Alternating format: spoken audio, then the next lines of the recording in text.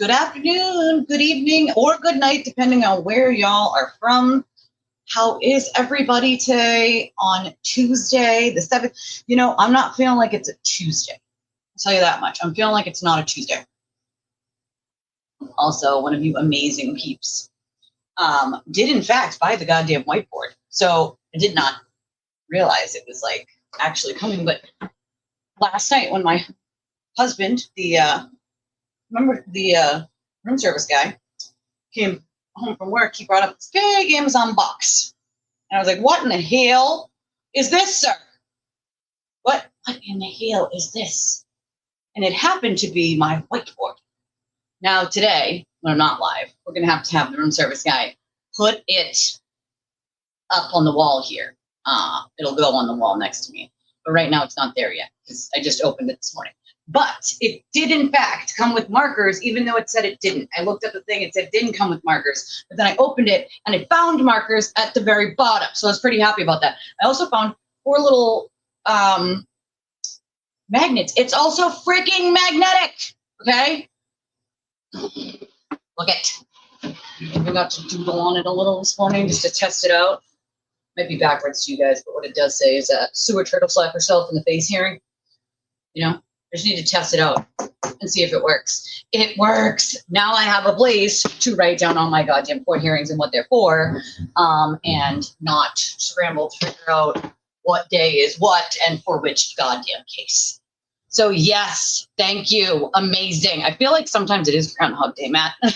Sometimes I feel like it's Groundhog Day, you know what I'm saying? So I was told this morning that Aiden has his anti-SLAPP hearing today, but then I looked and I can't find it. Can't find it. I can't find it. I can't find it. So maybe it was moved to the 17th when Karen has hers. I don't know. I don't know. We're going to still look and see because it's happening today. Well, yeah, and most of the time it happens at 2, so it should be like popping up any minute if it is in fact somewhere. But have people sort of looking to see what the fuck we could have gotten. Again, this is why I have notes, and like I always write the notes and then I write the court dates down, and then what happens is they change the fucking court hearings or they ask for more time and then it gets changed, and then I don't write down next to it which court case it's for. And then that's where the confusion comes. I am still looking. Nonetheless, even if we don't find it and it doesn't pop up for today, we still will cover it when it does pop up. And we can talk about why exactly it is going to fall flat on its face. Because it will, in fact, fall flat on its face. Fun fact, Corey Richards is asking for a new trial. She filed a motion for a new trial, in case anyone didn't know that. Larry, the DUI guy, is still invoking everything Karen Reed on his channel. He cannot get off of that subject. I fear that he fears he will not get views if he doesn't use Karen's case endlessly. So Tyler Robinson's attorney just grilled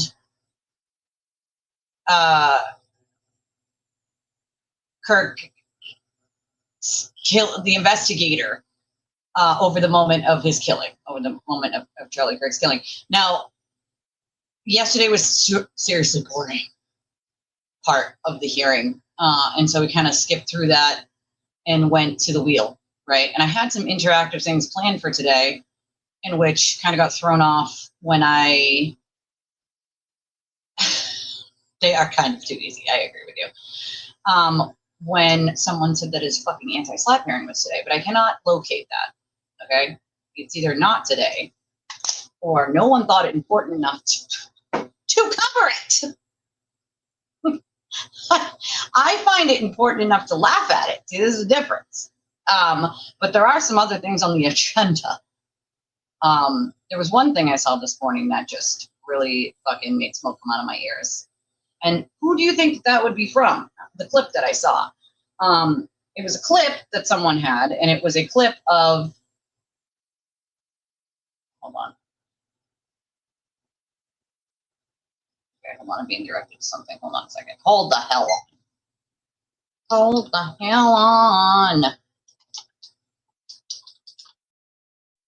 see. Right, we're definitely surrounded by idiots.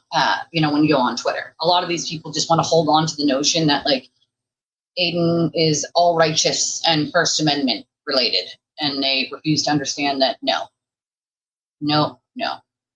absolutely not. Anti-SLAPP motion filing day for those who celebrate. It is. I thought it was today. Hold the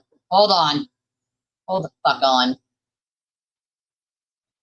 Oh, thank you so much. I love it. Thank you so much. It was such a nice surprise. My husband brought up this big box and I'm like, what in the fuck? And it didn't have one of those little slips that I usually get in it, which is weird. Usually one of these little slips comes and then it says like, it has a little note and it says the person's name on it.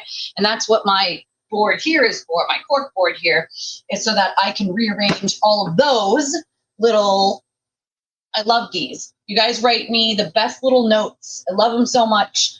And I'm going to make a big collage out of them on this bigger cork board and put it above my computers to remind me of the love and kindness that I want this community to be, and all the kindness that you guys have shown me over the time that I've been a creator.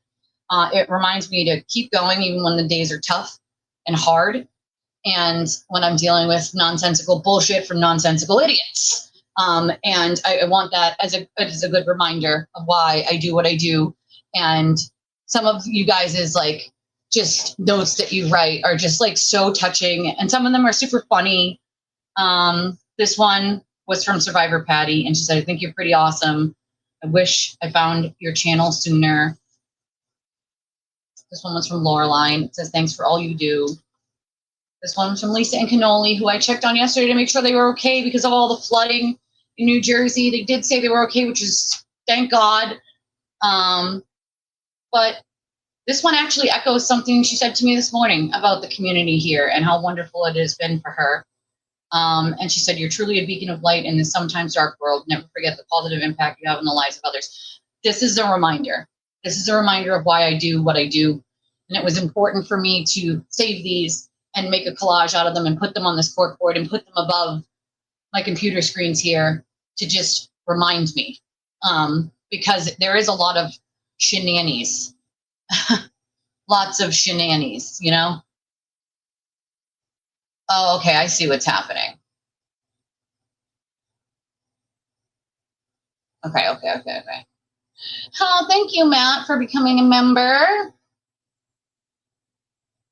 It's like the actual decent, somewhat intelligent former responders on there have all gone and hid, right?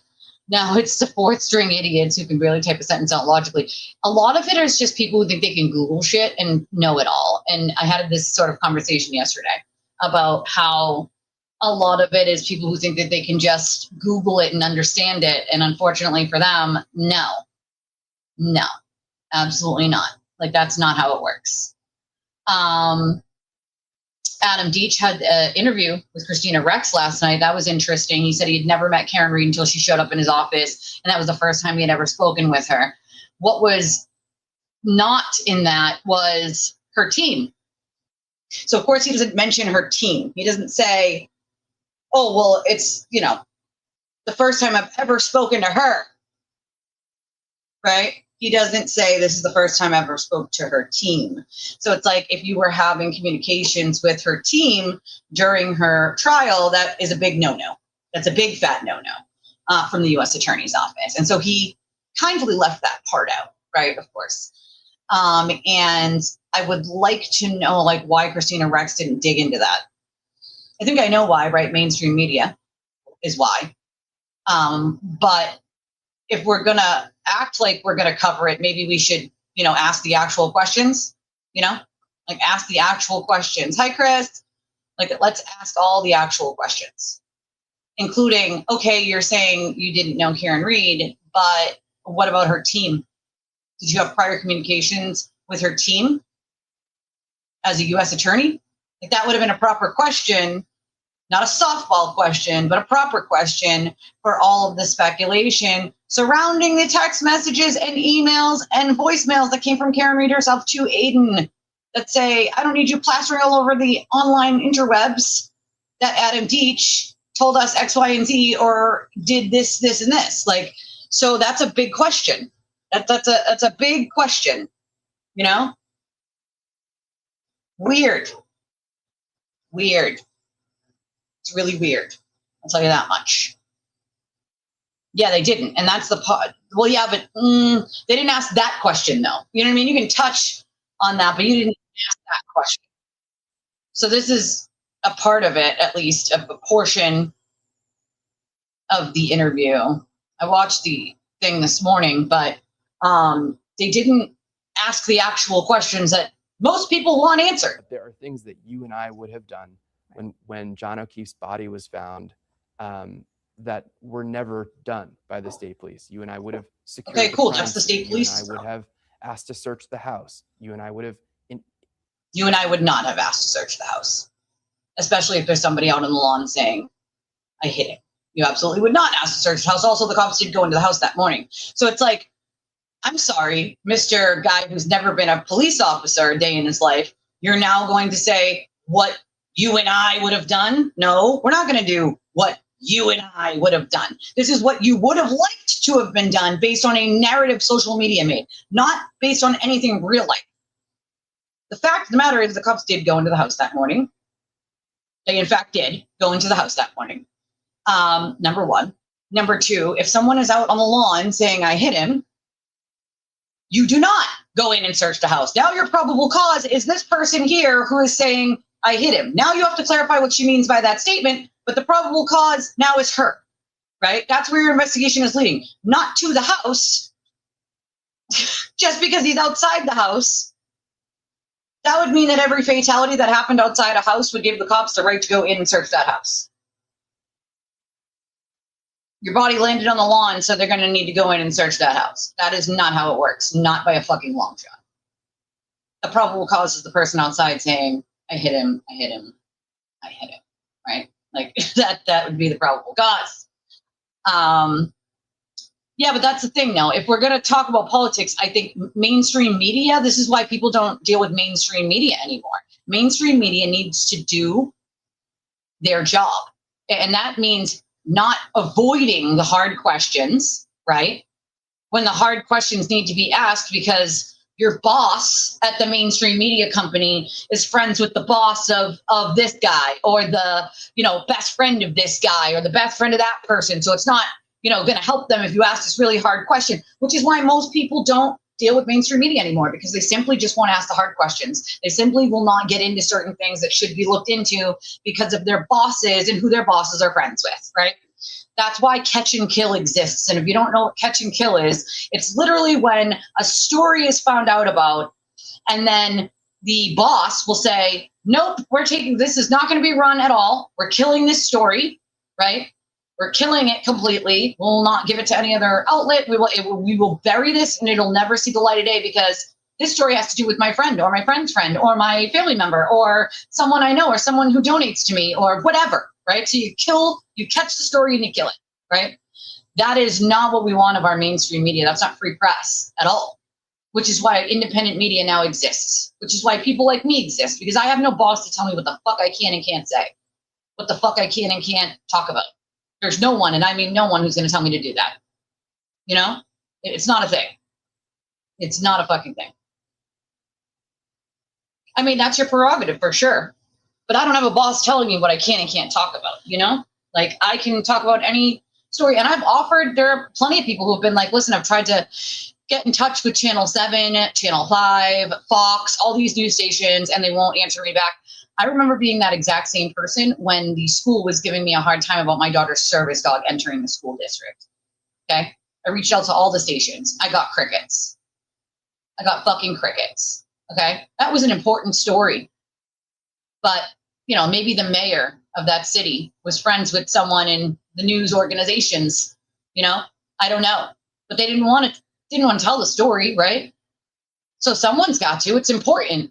Right? We can't have school districts giving service animals a hard time, like real service animals. We have doctor's notes. There's a child who's gone blind, and has mobility issues. And very clearly, the child has had and needed a service dog since kindergarten, gets the service dog probably at the end of elementary school, beginning of middle school, and we're still arguing come high school about allowing the service dog into the fucking facility that should have been allowed in 2 seconds. You have the doctor's notes, you have the written everything you need, that this is a active service animal.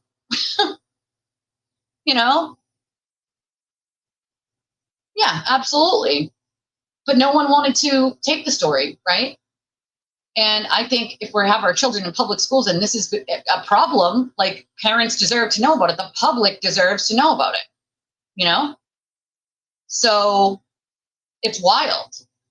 Oh yeah, I've already. You think he will not respond to anybody who's not pro Karen Reed? Let's throw that out there. Now that doesn't sit well with me either. If you have nothing to hide, right? If you have nothing to hide, then you should be able to go on any place. So if you're not pro Karen Reed, he will not come on your platform or answer any questions.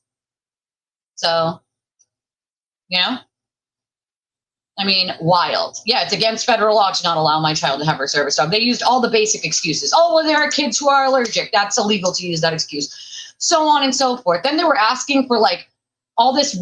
First of all, there's a misconception that there is some sort of service dog registry. There is not. They asked for that. That doesn't even exist. It's not a real thing. Okay.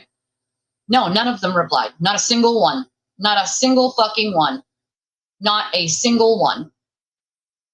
Not a single goddamn one.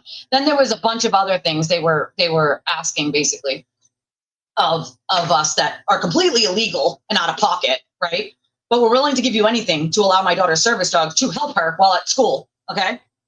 And I mean, the school district violated more than just her right to FERPA and, you know, her education in general. There are a lot of things surrounding education when it comes to kids, especially kids with special needs, and they violated pretty much everyone that fucking exists. And so it wasn't just a story about the service dog and them not letting the service dog in, but it's a wider story of how the fuck are districts doing this legally when it's highly illegal, right? When it's highly illegal. And not a single news organization wanted it. And so I've had people come to me with stories and they're like, I went to the news organizations, I went to whatever, and I've offered to tell those stories because I think they're fucking important, regardless of whether I like that person or whether I believe the same things that they do on a fucking case. Their stories still deserve to be told when it comes to, you know, their child or their loved one or their interaction that was their rights being violated in some sort of way, right? So I definitely, at least I can speak for only my channel. I cannot speak for other people in their channels. I know that people like Ethel and Aiden, you know, tell people they need to be paid for them to tell those stories. I do not charge people to tell people's stories. I do not charge people to allow them to come on my platform. I don't do any of that. Anybody is free that I know is not a hostile troll to come onto my platform and tell their story because no one else is going to fucking tell it. No one else is going to tell it. And it's important for me that people in some way get to tell their stories. You know, if no other mainstream media is going to take it, then people like me who are independent need to take it. Like that should be part of your responsibility as independent media is to take these stories that mainstream will not take, that they should have taken, and tell them or let the person tell them, you know? Sometimes the person will ask me to just tell it, right? I'll tell them to send me every and all documentation they have so I can go through everything. And sometimes I will tell it for them because they don't want to be on camera or whatever. They fear retaliation, whatever the case may be. But it's important that the stories get told. Mainstream media is not doing us any fucking favors, that's for damn sure. And some of these questions were straight softball. We would have conducted interviews of people who were in the house. Was the crime Any connection to the person should be publicly disclosed. If any questions are off limits, or if you had to do like a lot of times what they have to do is they have to like wheel and deal with the person they're going to do an interview with, and the person they're doing an interview with will say, we're not going to come if you ask us any questions about this, or we're not going to come if you ask us any questions about that. That should be disclosed because now we know that you're wheeling and dealing to get the interview. If there are questions that you won't answer, that is suspicious, right? Like, to me, if there are questions and you're dealing with like a legal case that's ongoing and you can't answer things, that makes sense, right? Because like legal, you know, you're dealing with cases. But in this scenario, he's running for DA. You should be able to answer any and all fucking questions someone has for you. There should be nothing that should be off limits that you don't want to tell or something stinks to high heaven. There should be no wheeling and dealing. You know, like there shouldn't be a wheel and deal for someone who's running for public fucking office. Okay? Yeah, there's no such thing as a service dog registry. There are fake ones online and people pay money and they get these stupid certificates for service dog registries. There is no such thing as a real service dog registry. Those do not exist. Those are fake. Those are internet companies that take your money and send you a certificate that you could print yourself on your own computer and make yourself. They're worth nothing. They are literally not, there is no centralized registry for service animals. Okay. And so when these misconceptions of places like a school district to say, give us a register, there is no such thing. You have the doctor's notes. You have the dog itself that can do the tasks that you ask it to fucking do. What else do you want? Like, what else do you fucking want? What else do you want? Hello, darling. Hello. See tape holding up at all? No, it was not. It was blowing wildly in the wind. And at one point, it was actually blowing in. It was triangular, and it was actually blowing into the crime scene. Was the tape helping at all? No, it was not. Was there any use putting a tent up at that That's why point? they didn't No, there put wasn't. it. Not Because the till wind the high would have blown winds. it. Did you learn whether any of the Bingo. officers had, They don't at even any have to wear a point before vest. you got there, gone into Fairview Road? Yes. Who did you learn went into Fairview Road? Both Sergeant Good and Detective Sergeant Lake went into Fairview Road. When you went into the house, what part of the house did you go into? I went into the room. It's adjacent to the kitchen, and I stood there with Brian Albert. That's different. Can you describe what kind of room that? If you're flying, you register it with the airline. That's different than like a full, national database registry, which does not exist. Usually you get like a travel letter. And then you register with the airline. But that's not the same as like what these people were asking for, which is like the fake online registries that do not exist, like a countrywide registry of service animals, which does not exist. It's not real. Service dogs are not even, most people don't even know that. Service dogs are not even required to wear a service vest that says service animal. Most people put the service animal vest on their dog because then people mistake their dog for a regular dog and give them a problem if it is in fact a service animal, which is why my daughter always puts her service vests on her dogs, but she is not required under law to have any identifying marks or vest on a service animal. So wait, let's run this back to what Adam G says should have happened and to what the actual things that were happened were, right? They put the tape up and then it was flying everywhere. And so they didn't put a tent up because the winds were so high, it would have fucking blown off into oblivion. Crime scene. You and I would have asked to search the house. You and I would have, we wouldn't. would have conducted interviews of people who were in the house. Was the crime scene tape holding up at all? No, it was not. It was, not. blowing wildly in the wind. And Shocker. at one point, it was actually blowing in. It was triangular, and it was actually blowing into the crime scene.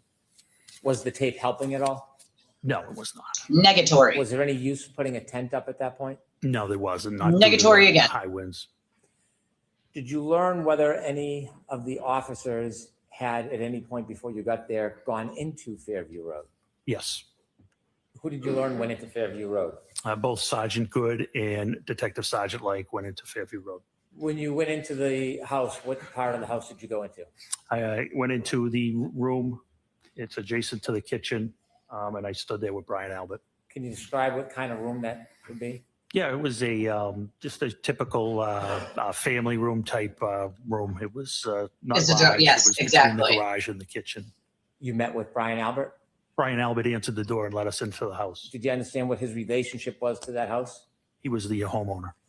Did Sergeant Lank walk in with you? He did. Did he stay in that living area? No, he went to the kitchen area and sat down with Jen McCabe. You asked about my relationship with Karen Reed. Yeah, I've seen pictures of you two together. I've seen pictures. She seemingly knows on more the than video. pictures. So Come on. 2 weeks ago or 3 weeks ago, we hosted a kickoff for our campaign office in Mhm. Quincy. And I didn't know she was coming. Karen Reed came. That was the first time that I met Karen Reed. That's the first time I ever spoke with Karen Reed. Now you're taking to Twitter.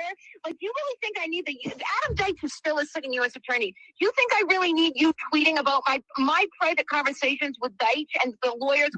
You know that's not doing me any fucking favors. I really don't need federal attorneys knowing that I've leaked stuff to you, and now you're showing it off.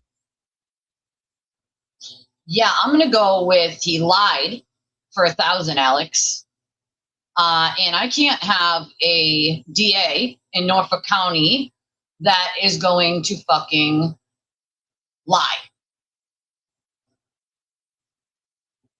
Yeah. So, I mean, if you live in Norfolk County, I mean, as most of my family and friends do, I would suggest you take a good look at whether you want to vote someone in that's already fucking lying. It's very clear that he absolutely had some communications with Karen and her team.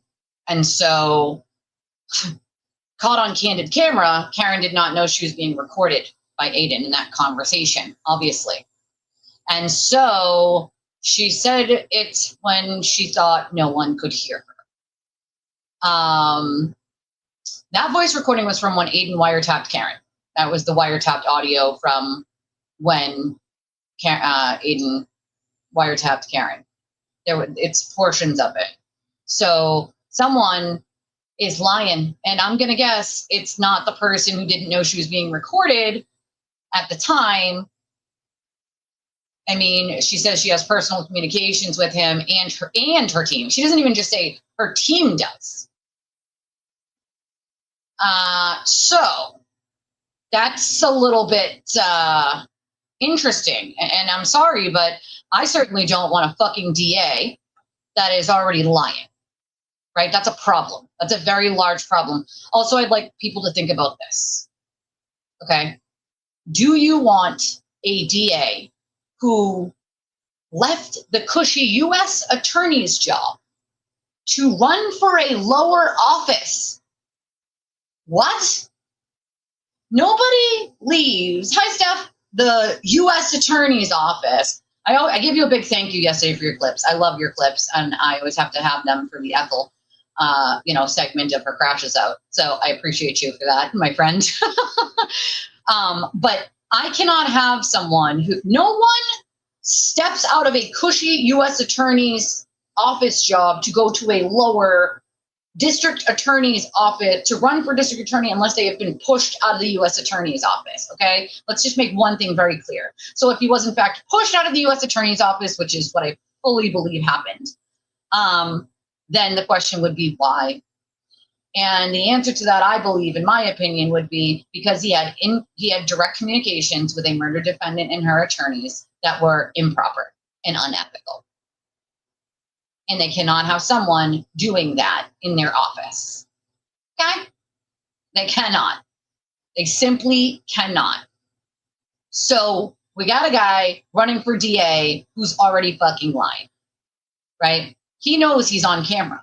Karen Reed did not know she was being recorded in that conversation. So she is saying things that she does not think anyone else is ever going to hear, guys. All right? So, just saying. I certainly don't want a guy in Norfolk County that's already fucking lying to people's faces. And I certainly know that, the truth doesn't get him elected. Also, lying isn't going to get you elected either, though, especially when it's so blatant.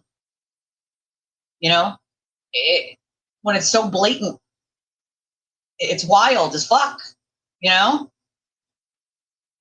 never heard that portion before? Yeah, that was a really prominent portion of it. One of the first things that sort of caught my eye on that a while back.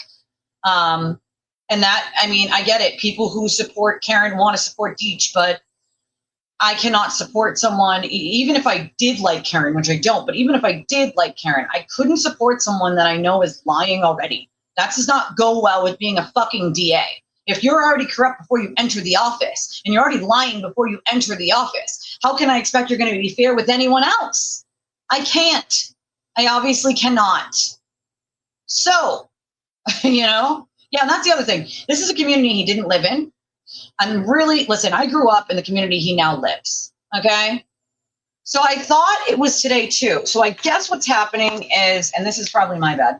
I got my whiteboard last night. So what happens is I write the fucking notes down on the dates, and then the dates change. And then, so what's happening is there are motions that are due today for the anti-SLAPP before it happens. So today we're going to read the motions that come out when they come out. These are going to get interesting, by the way. So I'm just saying, if you live in Norfolk County, or if you have a lot of friends and family and you grew up there, you might want to, yeah, absolutely. There has to be a story behind that demotion. Nobody leaves the fucking U.S. Attorney's Office. No, the full recording has not been posted yet. And there's a reason why it hasn't been, in my opinion, been posted yet. But nobody leaves a U.S. Attorney's Office job to run for measly DA. Okay. No one does that. Like, no one fucking does that. Like, no one does that. Well, we'll see, right? If he doesn't make the deadline, I don't think the judge is going to feel too kindly about like blowing off deadlines. The judge is already very unhappy with him and his bullshit. So if he blows off this deadline, just shows how incompetent his attorneys are, which we already know that they're fucking incompetent, but it just shows more incompetence, Judge Judy. So he's not from Quincy, and I'll tell you why, because I'm from Quincy. Fun fact. And so he bought a house in Quincy to be able to run for DA in Norfolk County, because Quincy is Norfolk County, right? Okay. It's literally on the edge of like Norfolk and Suffolk County. So he, decided to buy a house on the edge of Norfolk County, basically, just so he could run for DA. Me and so many other people who are from Quincy just get really disgusted because all the photo ops he keeps posting, and then he like, oh, Quincy, this great city and all these things. I'm so happy to be doing X, Y. No, you're not. These are photo ops. These are fucking photo ops, my guy. The people of Quincy do not like you. We don't like you. We don't want you there. We don't like you. We would appreciate if you would stop using our fucking city as a photo op, because you couldn't give a fuck less about the gentrification of Quincy or all the corrupt shit Mayor Koch, in my opinion, is fucking done, giving all the contracts to BlackRock and his buddies for however long now. Now you want to run for DA and you buy a house in Quincy and you want to use Quincy as a fucking photo op. Quincy doesn't like you. We don't like you. You're not from here. You don't understand us. Go the fuck away. Go the fuck away. For the love of God. And absolutely. I mean, people from Quincy would know, right, Sarah? Like, it doesn't make any sense. Like, no, he's not from Quincy. He bought the house there.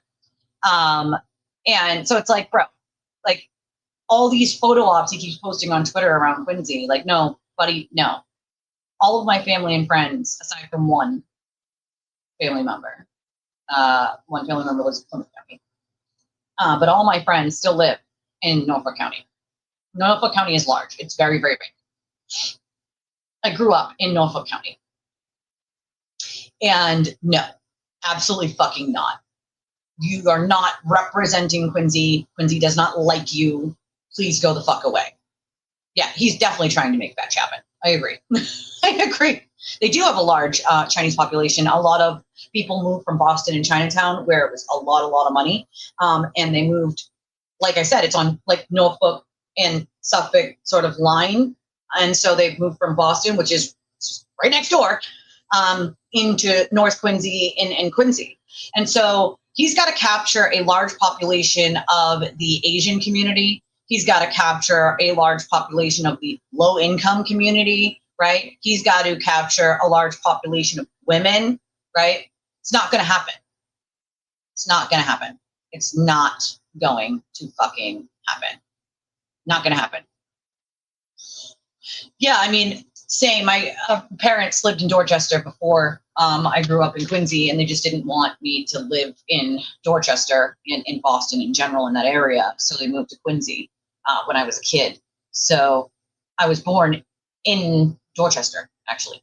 I think it was St. Elizabeth's, I believe. It was a small, tiny hospital that doesn't even exist anymore. I think it closed in the early 1990s, I believe. But, or maybe, no, it's St. Margaret's, I believe. That's it, St. Margaret's. And so St. Margaret's was just this tiny little hospital on a hill that I was born at. And it's funny how many people I run into that are like, I was born there too. And I'm like, Jesus Christ.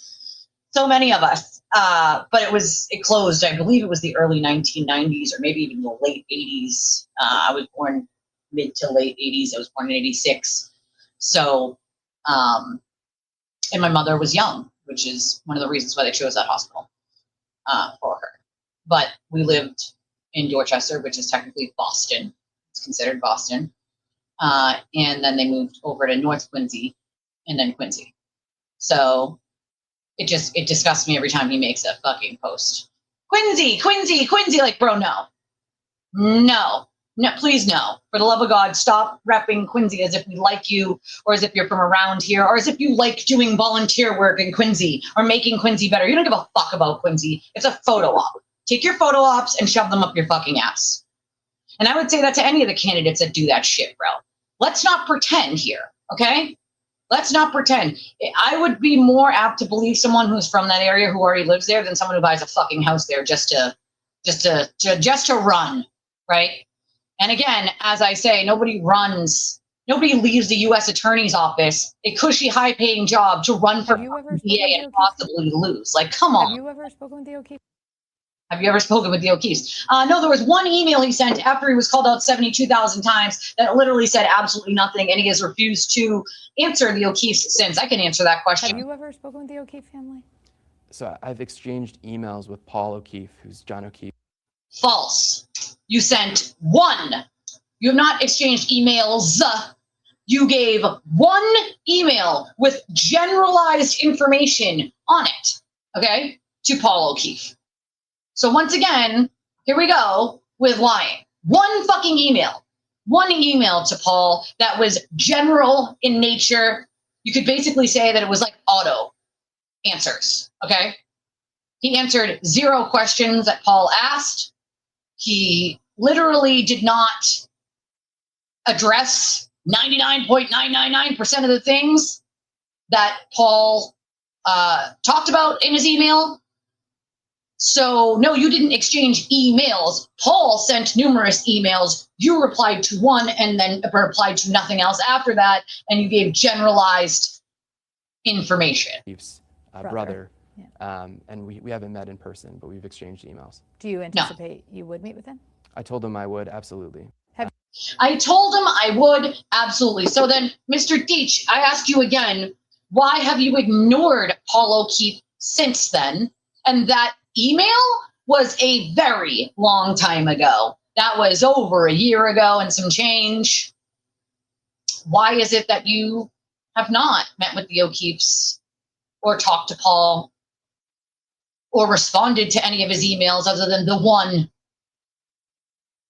I mean, why lie, though? Why lie and pretend that you exchanged a bunch of emails with Paul O'Keefe that you didn't exchange? Weird as fuck, if you ask me, bro. One does not need to lie if the truth doesn't, you know what I mean? Like, looks like it looks bad if you tell the truth. Well, maybe then you're not doing what you're supposed to be doing, right? You know, I know someone like that, the sewer turtle, where he has to lie. Can't even keep up with his own lies at this point. And I'm going to guess you can't either, Adam. Have you ever spoken with the O'Keefe family? So I've exchanged emails with Paul O'Keefe, who's John Emails. O'Keefe's brother. One, not emails. And we haven't met in person, but we've exchanged emails. Exchanged email 1. Has not returned 0 phone calls of Paul O'Keefe, by the way. 0. Goose egg phone calls. None. 0. He has not responded to Paul O'Keefe in a fucking phone call. Okay? I mean, there's a reason why the U.S. Attorney's Office filed 0 charges against anyone. You know what I'm saying? You would meet with him? I told him I would, absolutely. Dick Street, oh my God. So I've exchanged emails with Paul O'Keefe, who's John O'Keefe's brother. Yeah. And we haven't met in person, but we've exchanged emails. Do you anticipate? Judge Toller, yeah. I told him I would, absolutely. I told him I would, absolutely, but, you know, I have ghosted him and not answered his phone calls or emails in over a year. But yeah, I'll definitely, certainly, most definitely meet with him. Sure thing. And so I didn't read what Zona wrote, but let me see. This is the man seeking your vote, Norfolk County, Adam Deitch. You never returned a single email, a single call or email from the O'Keefes. who were eager to speak with you for years. It was only after Karen and Alan Jackson urged you to run for DA of Norfolk County that you sent one token email to Paul O'Keefe. Isn't that right, Adam? That's absolutely 100% completely correct. And I'm glad that she said that because that is the truth. Unfortunately for Adam Deach, that is the truth. One fucking email. 0 phone calls answered. Tell us again how you're not an investigator yet would have attempted to secure a crime scene during a blizzard-like conditions. Once more, lie to us about how nobody entered the house to interview the homeowner and witnesses, which again, we all know absolutely happened that morning. Most importantly, tell us again that you never spoken with Karen Reed, even when Karen Reed herself shared that she had private conversations, even with you. We also have the text messages from Karen to Aiden where she says, like, I don't basically need you leaking the shit that Deech told me. Is this why you stated today that if elected DA, you would revisit the blogger's witness intimidation case? Fun fact, though, he won't be elected today, and his even if he was elected, which I highly doubt is going to happen, he wouldn't be able to, quote, revisit shit because Aiden's case is already going to be full underway by then. Over a year ago, darling, over a year ago. Over a year ago. No, he was already out of the U.S. Attorney's Office, and he still answered 0 phone calls. 0 phone calls to Paul O'Keefe. 0 emails. Paul sent email after email after email to Adam. Numerous email accounts, So private and public. Emails with Paul O'Keefe. Phone calls went unanswered. And he told Paul the one email that he would, in fact, talk to him, and then chose to ignore him. That's a good question. I wouldn't approve of either one of those fucking people. Either one of those people. Oh. And no, absolutely not. No. I like Juana Perkins. If I lived in Norfolk County, she'd get my vote and I'd volunteer to work on her campaign. I think she's okay, but there's a few things that she has said that I was kind of like, don't love that. Don't love that. Is this elections for DA position a part of the November elections? Yes. So, but they don't take office until the next year. So even if they get elected at the end of this year, they do not take over any responsibilities until 2027. So there is nothing he can do about Aiden's case. Aiden's case will already be fully underway at that point. And there's nothing he can do about it. And to even revisit his witness intimidation case, like, the only thing you could do in that case is up the charges on all the other things he's done that weren't charged because Morrissey's a coward. So, yeah. I do not foresee Adam Deach winning anything. You know, I'm in Middlesex County, don't really care about local politics. I'm an arts and finance nerd. Finance nerds are cool. Why not? Don't waste the Massachusetts court's time on that. Some folks just love the attention given to them moving forward. All online YouTube and Twitter views go to them, right? Weird. I'm like, no. True crime is interesting. Politics are not my jam. Politics, I feel like, are really no one's jam because they're all fucking corrupt in my book. Every last one of them, they all gotta go. We gotta get term limits. We gotta get rid of them all. We gotta start over with the mailman, the milkman, the teacher. Like we gotta start all over as our forefathers intended it to be. It's long off from where they intended it. You know, this reporter should interview Paul to see how the contact has gone. She won't. Christina Rex will not. And just remember, I've met Christina Rex. She's nice enough in person. She's interviewed me, but she has a boss, right? And so she can only do what she's told that she's allowed to do. And see, that's the difference between independent media and mainstream media, is I'm allowed to do whatever the fuck I want, and I have no goddamn boss to tell me who I can ask what question to and what I'm limited to asking. Christina Rex can only ask what she's allowed to ask.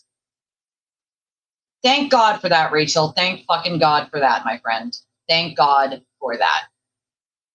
I'm sorry, but when you're already lying, dude, to the public, like, what really boggles my mind is Adam Deach has to know that some of us know he's lying blatantly and have the evidence of that. Why the fuck lie? Why lie? Why continue to lie? I mean, I guess if you just out with it that, you know, you basically bombed your political campaign into the ditch anyway. So why not just lie, I guess, is the thing. Like, I can either tell the truth and bomb my campaign or lie and hopefully I win. Like, I'm sorry. No, nobody wants a DA that's already fucking lying, dude. And he is in fact lying. So absolutely not. You know, I have wanted to, And unfortunately, I don't have a car. I don't drive. That is one of the things that like I'm working towards. And unfortunately, there are not extra funds left over at the end of the month here. I am barely hanging on here by a thread. And I mean that like, as in like once my bills are paid, right? Rents and internet, and I don't even have cable, right? And food, which I even struggle on that. Food has gotten so expensive that it's fucking hard to do one big shop or even two big shops a month. I do it little by little on what comes in, like say for instance, I made $150 today. I would probably take that money and go get groceries because I gotta get some groceries. Like, and so there isn't really anything left for me to save for a car. And they want like 5 or 10,000 for something that like is older, which is fine. I don't give a shit how, if it's older or not. I just need it to run from A to B and not break down in a week, right? And I don't have that option right now because I'm going to tell you this. If I did, these are things I'd be doing myself, going there myself and asking these fucking questions, my goddamn self. And I don't really have someone that like lives near me. I moved from Norfolk County to a county that's 2 over. So I'm not in the South Shore anymore. I'm in the South Coast. So I'm about 35 minutes from that area. And so all of my family and friends live in that area other than my sister. And my sister has 3 kids and she's not going to have the time to just bring me down there and ask some questions, But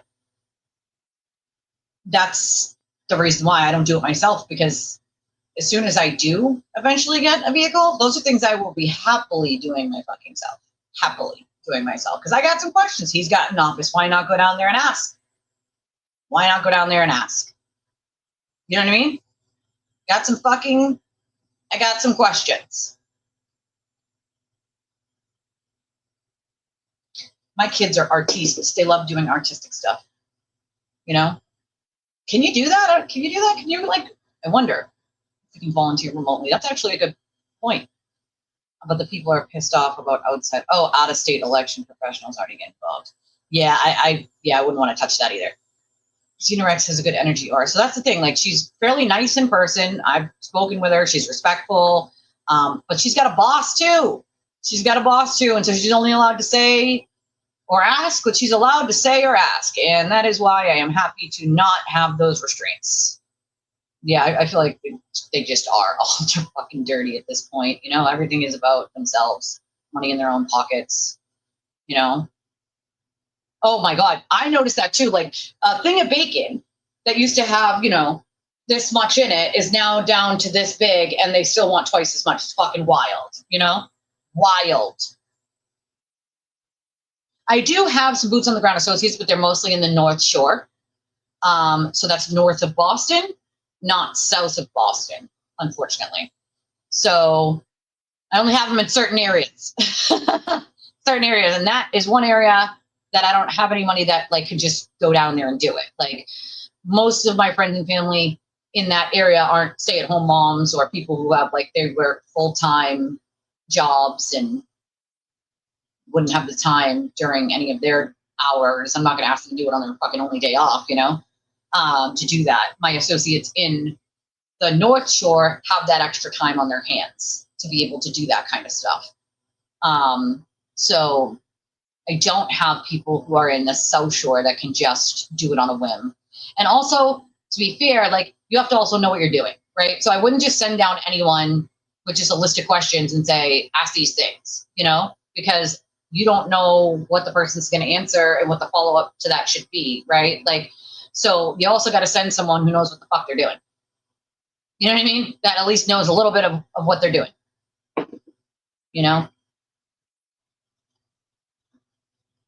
They do. They take volunteers, but I wonder if they take them remotely. That's interesting.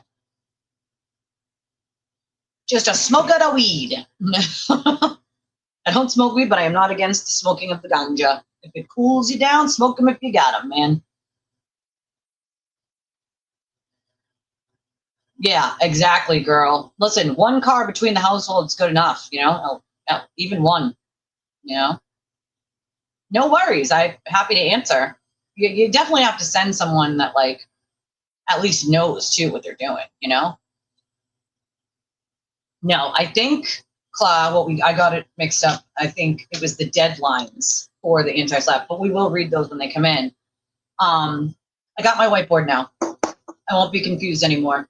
I have all my stupid notes, and now I can write down all the dates and what they're for. But my problem is that I write the dates down, and then I don't write for which fucking court thing they're for, because I'm like, oh, I'm gonna know. I just wrote it down, and then later on I go back and I go, fuck, what's this one for? And then they get changed because people ask for more time, and for extensions and for changing. But we will get the documents that come in today, and we will read those because I think they're going to be a fun read. Maybe a few chuckles, you know.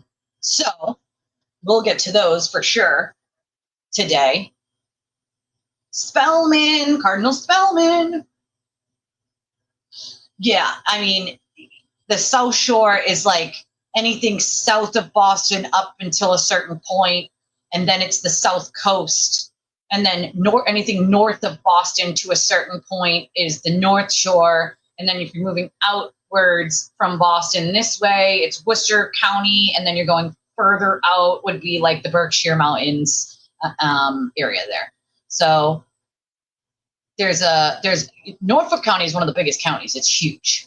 So it runs basically from the Suffolk County line, kind of like in a big U almost, like a half moon almost. It's pretty big. It's pretty big. Yes, we're going to get court documents today. There were also some court documents from yesterday. I have some quick ones, but still. So what else does I want to say? Yeah, most importantly, tell us you never spoke with Karen Reed. Even with Karen, shared that she had private conversations with you. Is this why you stated today that if elected DA would revisit the Florida's case, the apple doesn't fall far from the tree? You're no different from the hill you're still trying to protect. The biggest question remains, why are you both so intent on concealing the fact there was no communication between you two during the very investigation that found no police corruption and implicated nobody that was in the home that night? Your investigation found that all 12 witnesses, including Karen, said that John never entered the home that evening. That time will reveal all, and the truth has a funny way of bubbling to the surface. Ooh, Barry, Morphew trial update. The several-day preliminary hearing that was scheduled for this week only lasted one day. The case has been bound over for trial. Trial will be held July 2027. Come on, man. Like, I really want that one to go forward. Damn it. Why do we have to do 2027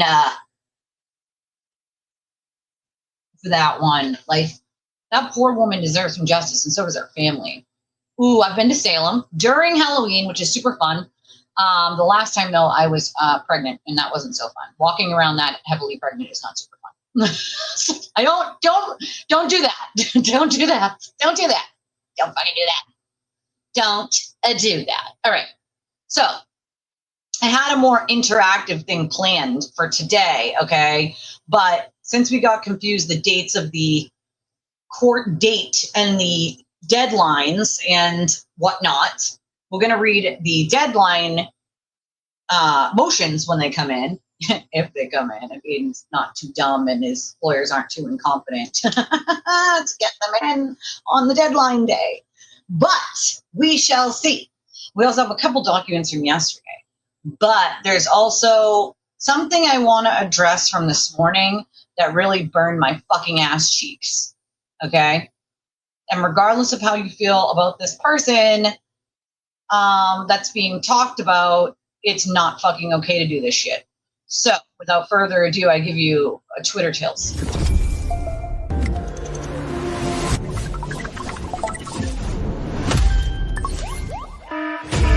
Grab the tea, because Twitter is melting down again.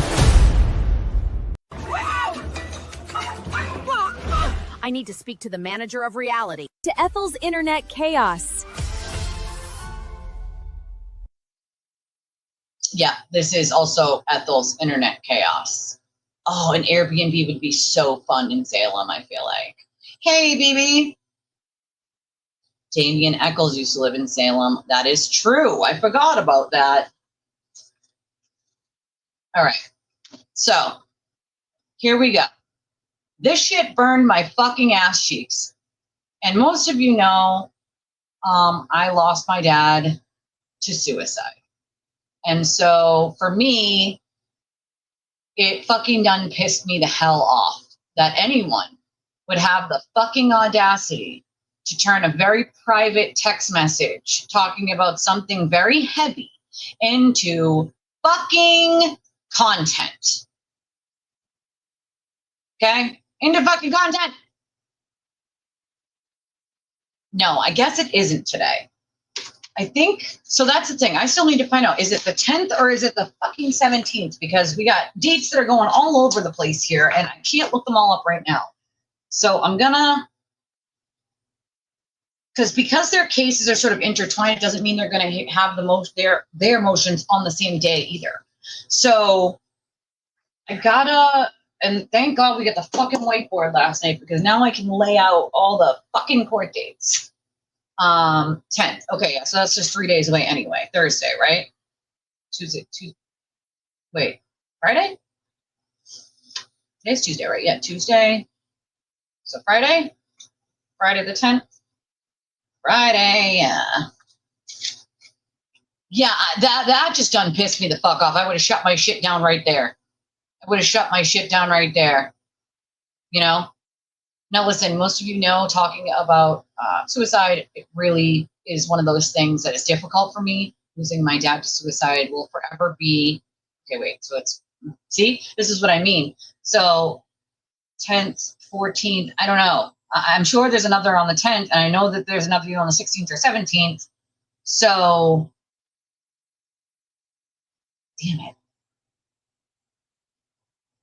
I have to look all of these up tonight and just rewrite them on the board because I have like notes in like, as you can see, I have gone through all of, except 2 of my legal pads, my pink legal pads. Like I have notes for days, literal days.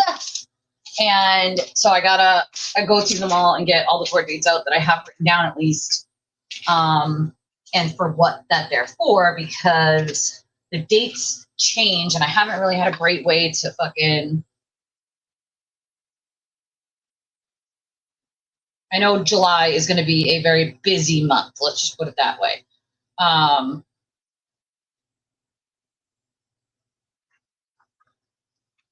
need to put them all like in order here on the fucking board. That's what the fuck I need to do. Yeah, I believe they will be separate hearings. And that's the thing is her anti-SLAPP and his anti-SLAPP are 2 different things. They're not the same. You know, they're different. They're different. So real quick, I want to talk about Ethel's lack of understanding what's fucking content and what is not fucking content. Someone telling you that they're struggling because people are telling them to off themselves is not fucking content. Okay? It's not fucking content. Okay, thank you, Julie. Yeah, see, this is our boots on the ground, one of our beautiful boots on the ground people. Thank you, Julie. I appreciate you, my friend. So she's saying Karen Reed's federal motion to dismiss is the 14th. And that her anti-SLAPP might be the same day.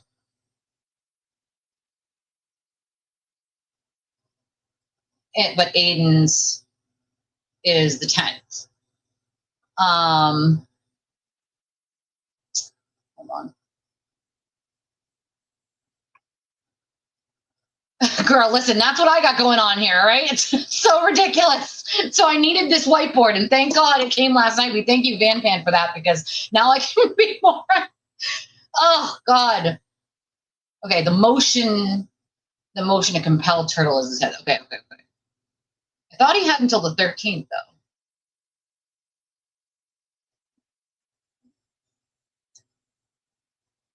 Nonetheless, I'll get them all figured out later.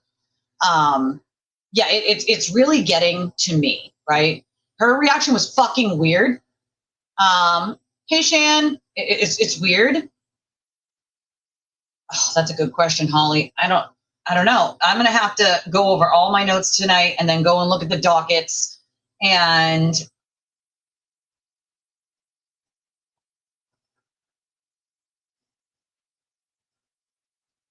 check again and put it all on the whiteboard tonight. Okay, so yeah, here I go. Okay, so what happened was, oh, he has 2 of them. That's right. Oh, you're right. He does have 2 of them.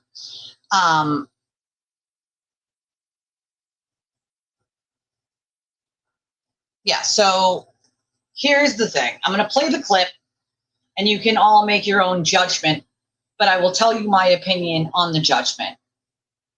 During Ethel's live stream this morning, J7 reached out to her in a private message, as people should in that scenario, and said, hey, this is what's going on. People are telling me to myself on my own stream in the chat, on this person's stream in the chat, and I really just, think I'm just going to leave the interwebs and shut my channel down because this is like not okay. And instead of responding to your friend who's clearly having a hard time with people doing this to her and saying these things to her, which are awful, no one, and I don't care if you like this person or not, like, you don't say something like yourself. Okay, you don't imply that to someone. You don't say that to someone. Like you just don't, right? Like it's a very touchy subject for me, losing my dad to suicide, but like no one should have to listen. I get DMs, emails, messages, voicemails, fucking voice notes from endless sock account numbers, endless fake emails, endless fake Twitter, Facebook, fucking social media accounts, like text messages, you name it, I get them on a daily. And a lot of it is vulgar shit like that, okay? It takes a lot to deal with that day in and day out. It's one of their tactics to get you to go away and shut up, right? Which I'm never going to fucking do. And so they can say that shit to me until the end of fucking time. I'm not going to pack up and leave, right? And believe me, I've thought about it. Why the fuck would anyone, including Ethel, think that you need to read that aloud and make it content? Someone telling you about like the fact they're struggling with people telling them to unalive themselves, and you think you need to read it as content is probably one of the most disgusting things that I have seen her do, other than the other lady who wanted help, that she was making content. People struggling isn't fucking content, dude.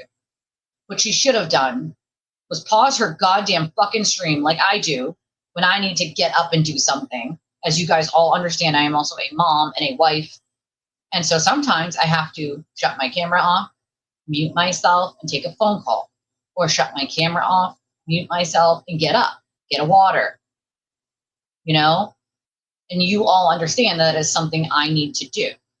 There is nothing that stops her from stopping the stream, muting it, shutting her camera off, calling her friend to make sure she's okay.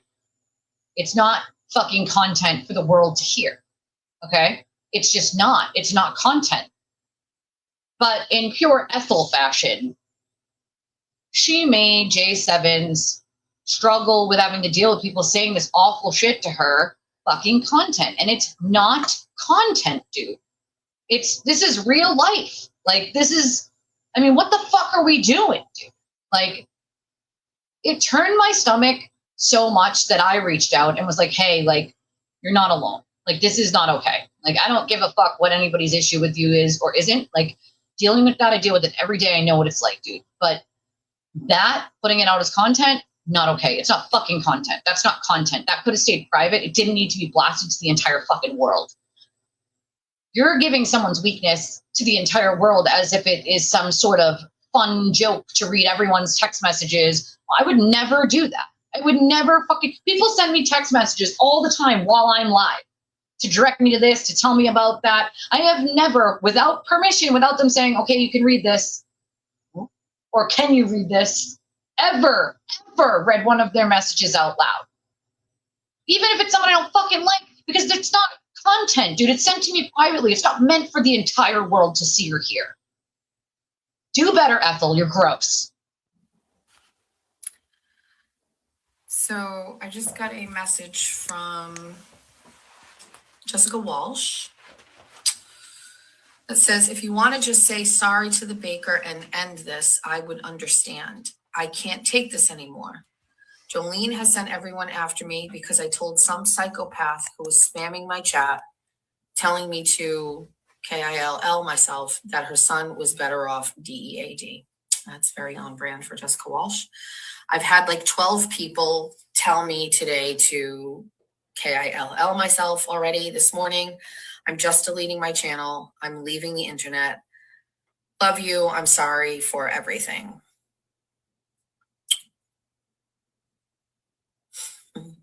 Her response is to laugh and then go, what? Is it funny to you?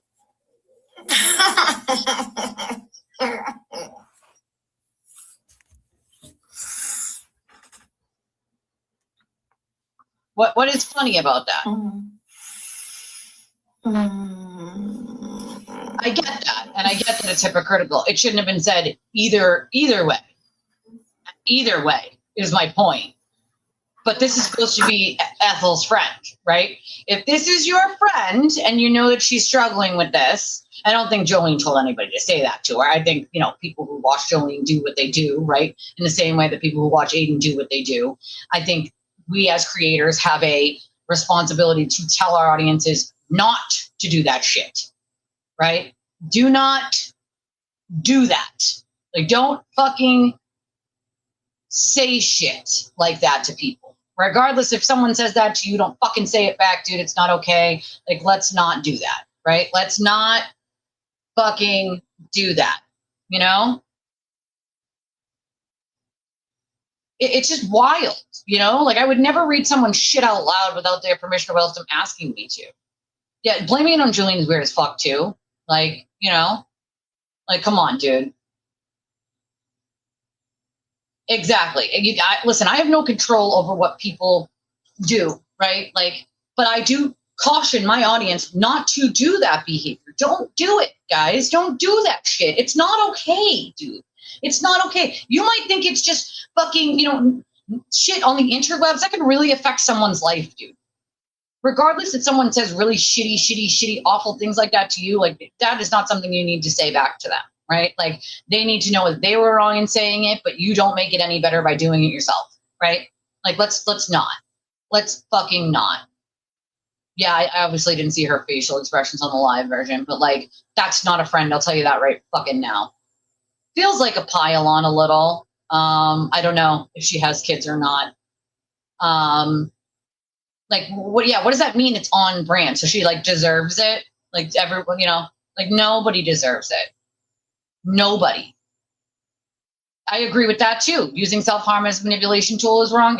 I fully, wholeheartedly agree with that as well, because Aiden does that, Like, the laughing, though, the like, it's not funny. None of that is funny. None of it. None of it. None of it is funny. None of it. Yeah, I'll play the whole clip again real quick, Nan. Ready? So I just got a message from Jessica Walsh that says, if you want to just say sorry to the baker and end this, I would understand. I can't take this anymore. Jolene has sent everyone after me because I told some psychopath who was spamming my chat, telling me to KILL myself, that her son was better off DEAD. That's very on brand for Jessica Walsh. I've had like 12 people tell me today to KILL myself already this morning. I'm just deleting my channel. I'm leaving the internet. Love you. I'm sorry for everything. Like, that's not, no. No, I'm sorry, no. Like,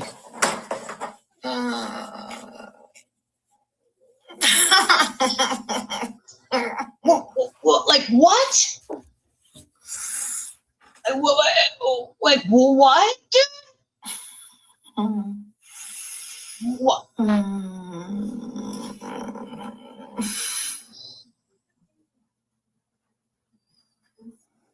Wait, I don't even have words for how, like, what? Like, moaning and groaning and chuckling. Like, that's fucking gross, dude. Like, oh, she's a mom too? It's weird. It's fucking weird. Like, I don't believe Ethel ever saw Jessica as a friend, and I really, because they're both Jessica, but I don't think she ever saw her as a friend. I mean, she thinks everything is content, right? And I think Freeze just put something that was really, how I think of things, which is friend, or I don't like the word fan. You guys know I hate that word. Friend or community member of the show. Like, they're not fucking content, bro. Like, I could make entire segments out of the emails and text messages that I get. I would never do that. It's not content. It is not people's lives, their struggles, even their best days. Like, it's not content for you, dude. It's not your content. It's just not. It's simply fucking not, Oh, good. I'm going to go to that in a second. This is your clip anyway, but it's not fucking funny, dude. I lost my dad to suicide. To hear that this is the reaction to someone feeling like it's funny, like it's on, like, why read that aloud? Like, I don't, the fuck? What the fuck? Like, I can't. I would never want that as a friend. We were talking about this morning, like, and Jesse was like, some people would kill for what we're doing right now, just talking on the phone as a friend. And she's right. Like, some people would, right? There was nothing funny about that, not even a little bit, maybe she's not going to delete, but I'll tell you, at least in my personal capacity, that I've felt like that sometimes, where I'm like,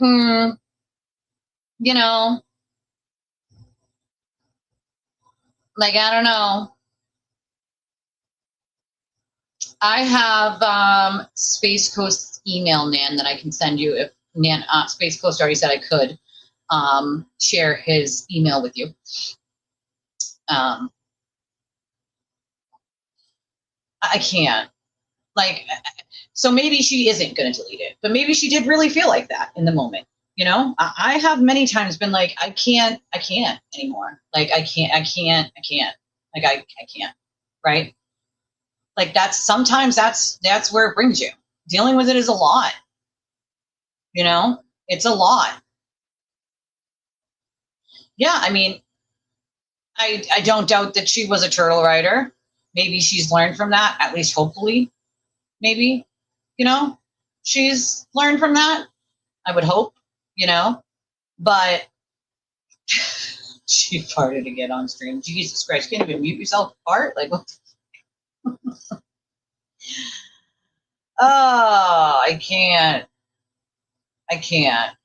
It's wild as fuck. I mean, she does the similar on purpose. That's what she wants to be. She wants to be aiding, That was this morning, Nan. This was this morning that she did this and read this was this morning. And that's the thing, right? Like, I'm sure that J7 has probably said some pretty shitty things about me. I don't know if she has, but I'm guessing if she was a turtle rider, she probably has, right? That does not make it any less gross for Ethel to be using her private message as content. No, she sees her as a fucking piggy bank. That's the difference. She sees her as a goddamn piggy bank. And I think someone might have said it earlier, but maybe she has some mild mental health issues. And what I would say to that is she probably has some trauma and some PTSD, if I had to guess. That's my opinion. But I see a lot of the things that she had to deal with. And then that interview she did with Ethel, there were some things that she said that really mirrored a lot that happened to me when I was younger, and a lot of the trauma that I dealt with. And maybe if she just had someone that could tell her how they use their coping tactics and mechanisms better, that someone could, help. I just don't think the people surrounding her care enough to give her that, and I've shared them with some of you. I've had quite a few of you come to me, especially when we were talking about childhood SA, and there were quite a few of you that came privately and were like, this is the first time I'm ever telling anybody about this. And my answers, of course, were like, listen, I will happy to walk this road with you. If you're struggling, if you're having a shit day, if you just don't know what to do with yourself, like, I am one email, text message, phone call, or DM away. I don't care what time it is. I don't care what day it is, I don't want to share what Paul said. I'll let Paul share that because it's kind of for him to share. But they deserve answers. And it should have been answered too. And it wasn't, of course. But I don't know. It just wild to me that this is the way, even if she is unstable though, like she needs a friend that can walk her down that path and help, right? Not a friend that's going to use her as content and damage her trauma more or damage her more. Like that is not, no. No, I cannot. I can't.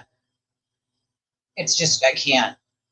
Yeah, I mean, I don't know if she has or not. I'm saying, like, I give a shit. I don't care. It's my point. Like, whether she has or not, it doesn't change my feelings on this.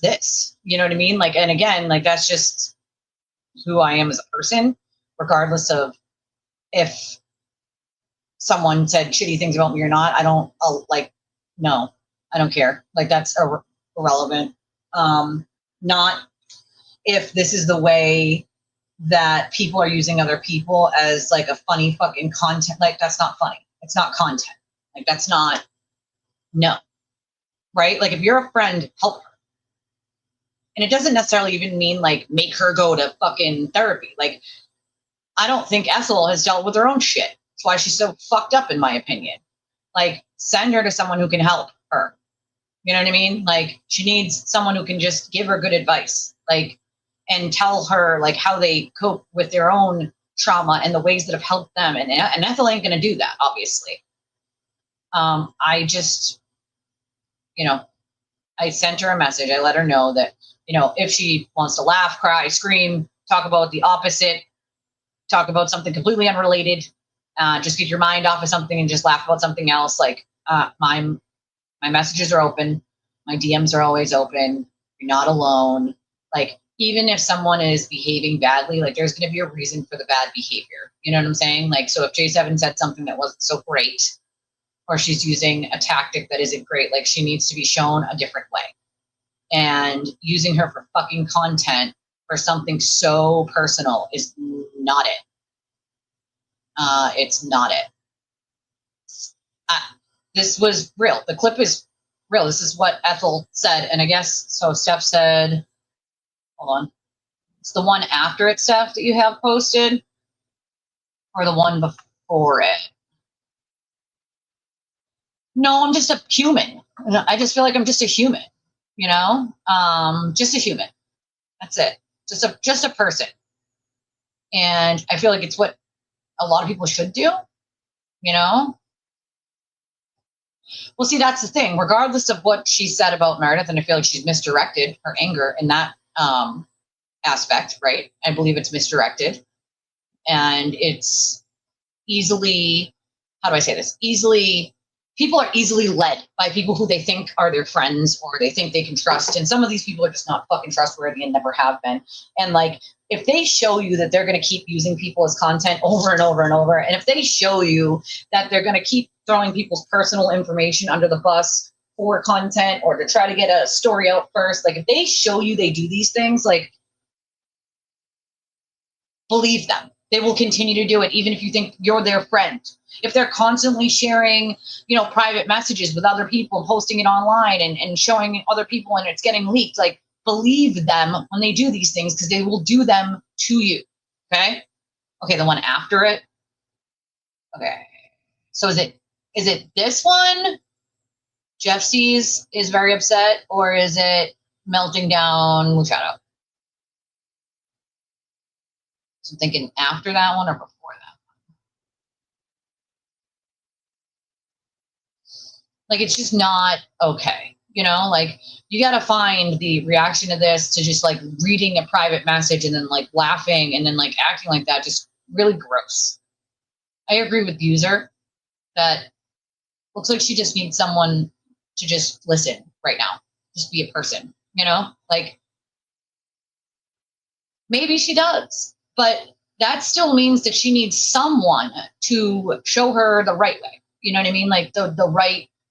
And I think what she's getting is connections with just shitty people who are just using her as content, and not that sort of real connection with someone who, like, she can just text and they will answer, you know, or she'll call if she's having a hard time and they'll answer, you know, like she's missing that connection, and that they're only going to answer if they want to shit on someone else, or, you know what I mean? Like, this is someone's real life, you know? I don't know. It's wild to me, you know? It's fucking wild. I think it's misdirected anger, and I think that anger is misdirected because she's probably been fed really bad information by people like Ethel, you know? So, okay, so the Jeff was upset was posted first. So it's after, which is the melting down one. Okay, got it. All right, so this is the other one. She said right after that. My duet between Jessica Walsh and Broken Baker. Oh, just okay. gonna write a duet. Duet. Think Islands in the Stream. Think Linda Ronstadt and Aaron Neville. Think A Whole New World. Like, just, you know, I was thinking we were going to be making a song that was like a duet. So should I back off from that? Should I not go to the recording studio today? Tough it up. I got people trying to throw me in jail for swatting. You can handle words on the internet. It's not the thing I want to see today, but whatever. It is what it is. You want to open up the phone lines? Oh, wait, let me go back and tell you the story. So back when all of the drama was happening in the Somerset world and stuff like that, look at my face though. Like, it's so, if I were just a little bit skinnier, this would be, Somerset Snatch Donkey would be better if this were tighter and not so pudgy. You know what I mean? Like, it's just so pudgy. Anyway, pudge. I'm not that fat. I'm not that fat. The camera adds like 25, 45 pounds. I'm not that fat. Does not. Anyway, back in the day when the Somerset drama was happening, like right when I was writing that Substack, there was a guy that was friends with Holly McNamara, and he was on Facebook, and in a comment section, he said he hoped that I died of ass cancer. And I remember that. Those were in the early days of just learning how the internet really worked. And I was like, that is just the grossest, harshest thing to say. And of course, because I am like a crazy person, I was like, because he's spoken into existence, then I am most definitely going to get anal cancer, right? So I was just like, it's just bad vibes. So anyway, like, people were talking about it and laughing about it. A former chief of police in Somerset was like, couldn't happen to a better person, like the craziest shit or whatever. So I ended up reaching out to the Colorectal Cancer Foundation, and I said, I found them on Facebook. And you know how you can do fundraisers on Facebooks for things? So I started a fundraiser for the Colorectal Cancer Foundation. And I did an online fundraiser, and I shared it, and I was like, listen. I can't. I fucking have no, like, excuse me? Like, what? A Whole New World. Like, just, you know, I was thinking we were going to be making a song that was like a duet. So should I back off from that? Should I not go to the recording studio today? Is she serious? Tough it up. To you? I got people trying to throw me in jail for swatting. Nobody's trying to throw her in jail for swatting. That's fucking how dramatic. Nobody's throwing you in jail for swatting, bro. You're actually the only person on planet Earth who accused you personally with your own name of fucking swatting. You are the one who blew that shit out the water. Like, come on. Handle words on the internet. It's not the thing I want to see today, but whatever. It is what it is. You want to open up the phone lines? Oh, wait, let me go back. She just said, this is not something I wanted to see today, as in if someone's struggle with people telling them to unalive themselves is like too much for her to fucking handle, like, and you're telling someone else to get thicker skin on the interwebs, like, I'm sorry, what? Oh, this is not something I wanted to see today. As if, how dare someone you're supposed to call a friend dare give you their personal weight that they're carrying, right? Like, I'm sorry, what? What the fuck world do we live in the upside down. We live in the fucking upside down. Okay? I have no words for the fucking depravity of some of these assholes. Okay?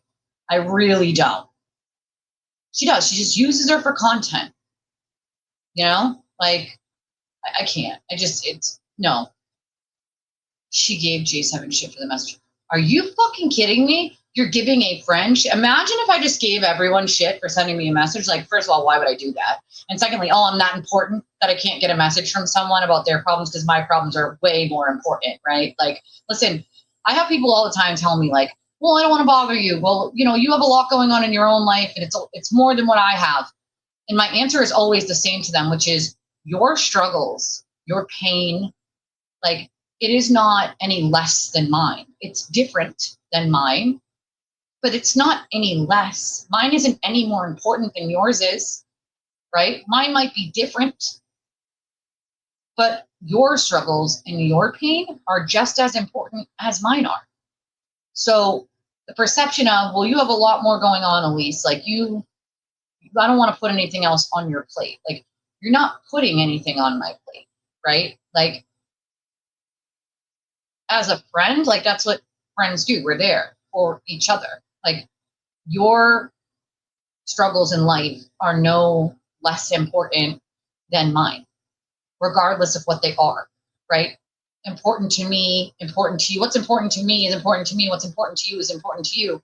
What's important to me might not be the same as what's important to you. It doesn't make it any less important in general, right? And so I say the same thing every time. You're not bothering me. You're not putting more on my plate just by needing a friend, dude. Like, I'm actually, that's where I shine, right? Like, that's where I shine the best. Like, that's what makes my heart the happiest, is being able to sort of help other people. Because if I can't help myself when it comes to some of my own struggles, when it comes to health of my own health, I can't fix that myself, right?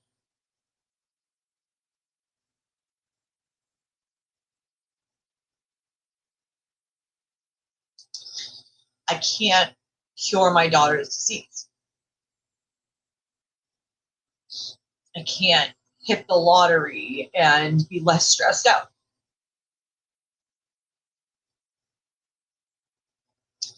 But that doesn't make anyone else's struggle less important than my own, right?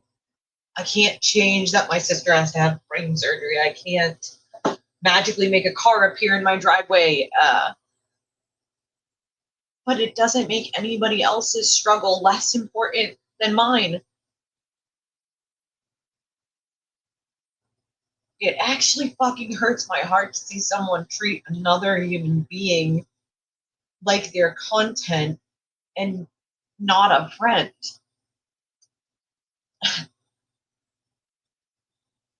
I can't imagine doing this to someone. I cannot. Like, this is gross. This is just fucking gross.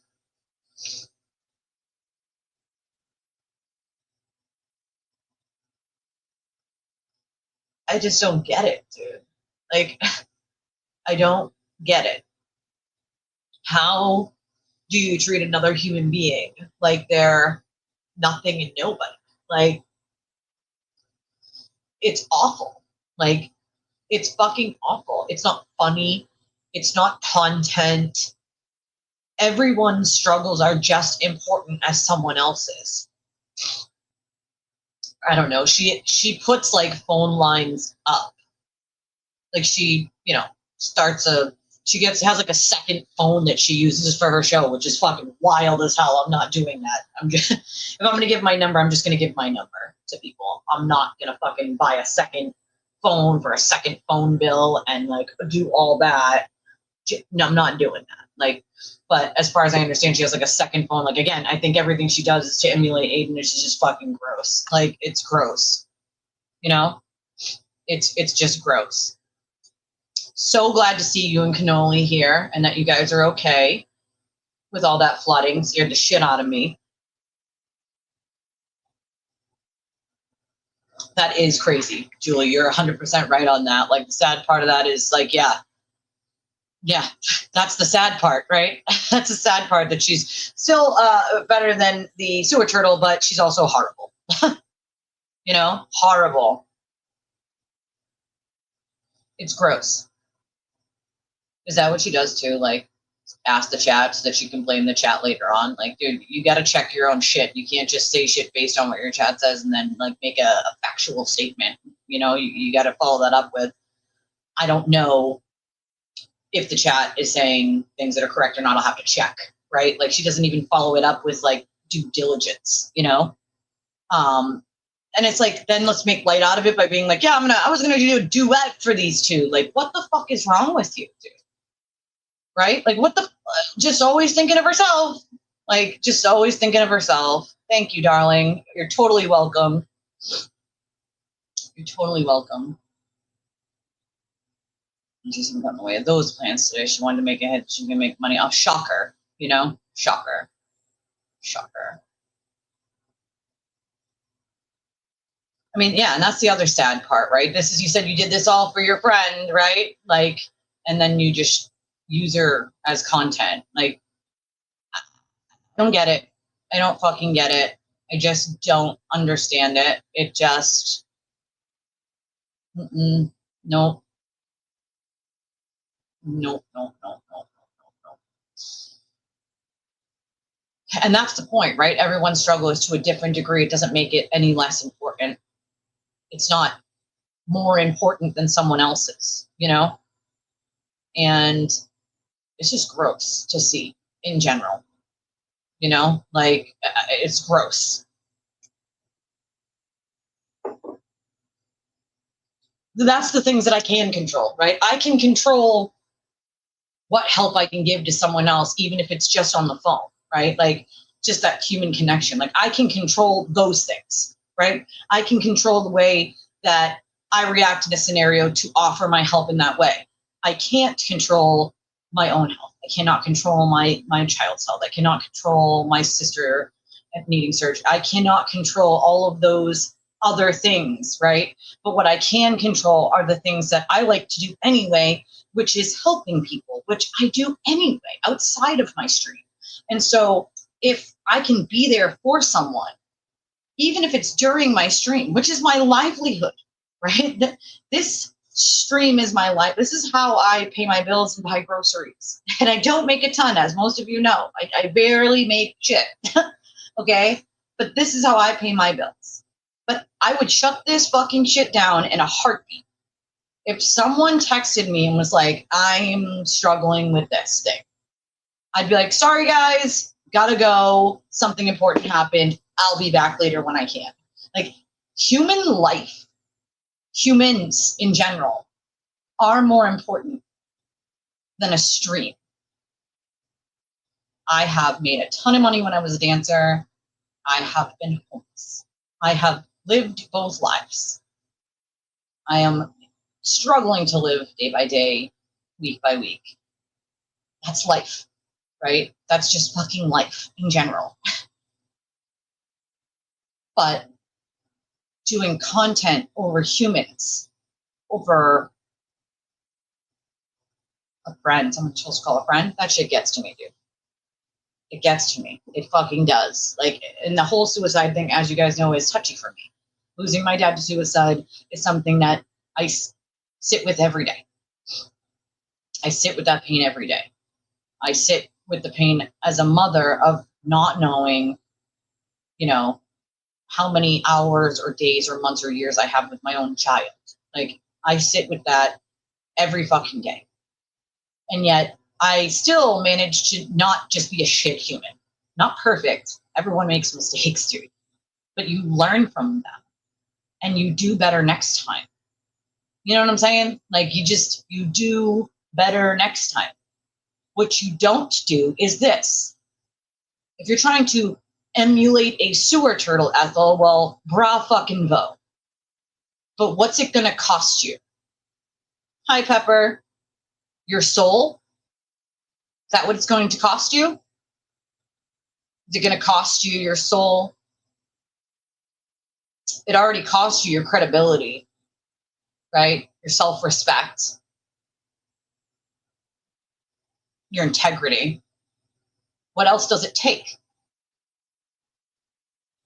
Your soul? You know, you just fill it with anger and vitriol and hate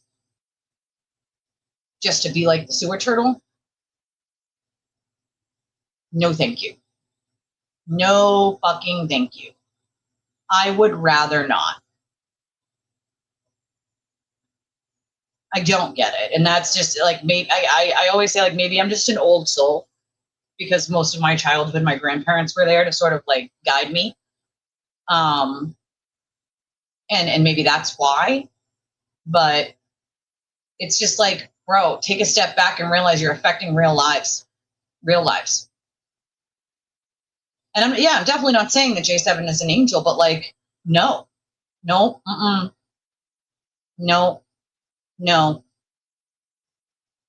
absolutely not.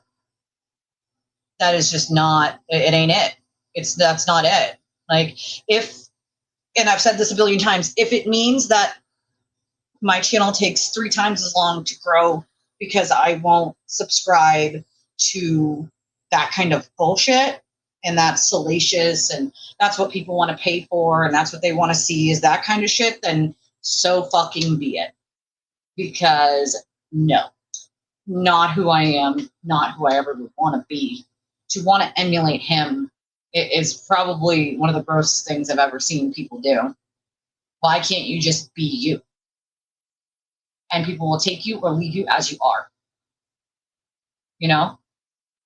I think she is lonely, and it makes me sad that somebody has not just reached out to her as like a real human, like a real friend, like a real, even if strangers, like just a real person that isn't going to just shit on them, you know, or use them for content or as a piggy bank. Like, it's unnecessary, dude. Like, it's unnecessary. And I'm sure she was, right? And I also think she's just easily misled. You know what I mean? Like, I think if you're looking for attention or you're looking for a friend, and I was a lost little girl when I was 18, right? I had just gotten out of a very abusive relationship with my daughter's father, very horrific abuse. I was in foster care where I was abused, pretty horrific abuse. And I did not know who the fuck I was. I had no idea who I was at that point in life, right?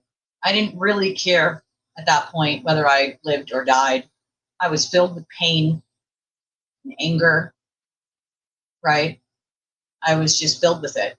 You know, when you're screaming from the rooftops that you're being abused and no one's listening, you feel lonely and sad and like no one's listening, right? No one's helping, which is why it's important for me, at least, all these years to have helped other people. I never want someone to feel like that again. Or if I can help when they do feel like that, then I want to, right? And I was that lost little girl, you know? I didn't know what the fuck was going on. I was hanging on to the edge of a fucking building, screaming for someone to pull me up, and nobody could hear me. That's what it felt like. And I feel like that's a little bit of what J7's going through. And instead of anybody recognizing that that's what she's going through, or that she's sort of easily led by information or people who are, you know, give the narrative or their narrative to sway one way or another, like, she doesn't need that, but it's easy to fall for that when you're just looking for someone to care about you, for someone to make you feel like you belong, for someone somewhere to just hear you, to just listen, you know?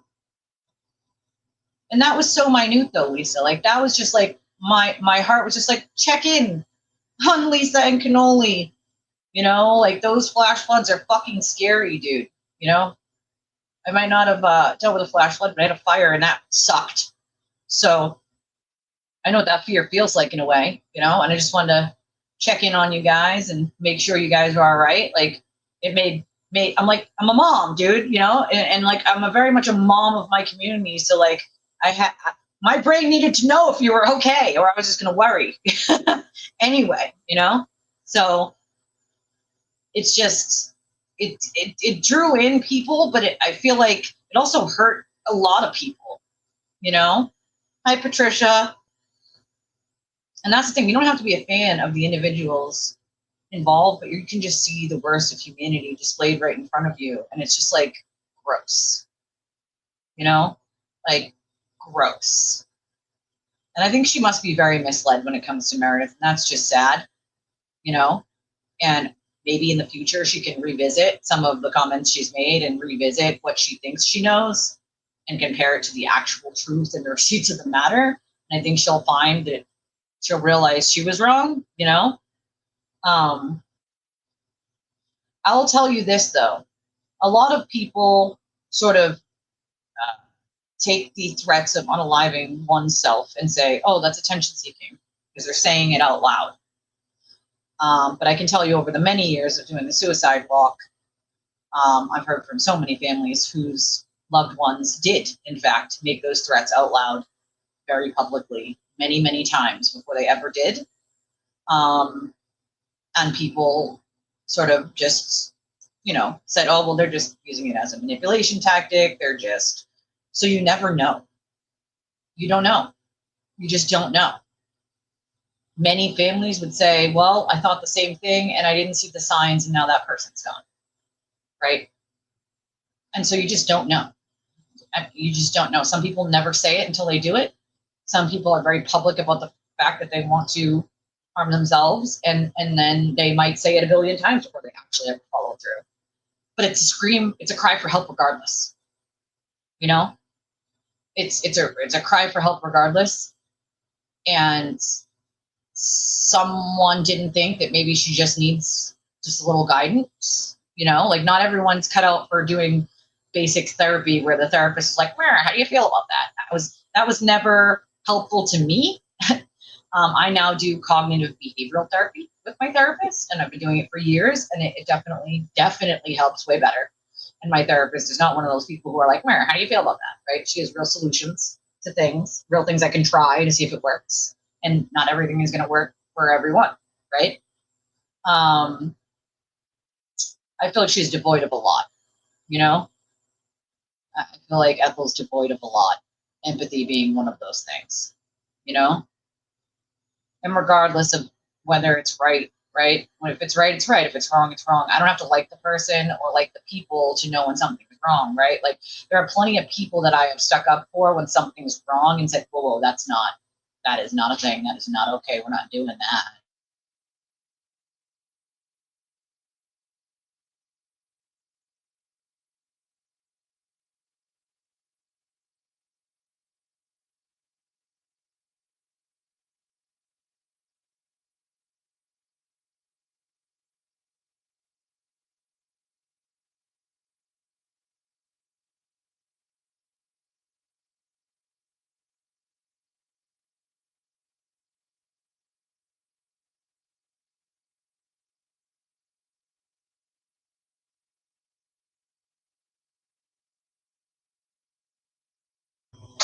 Sorry.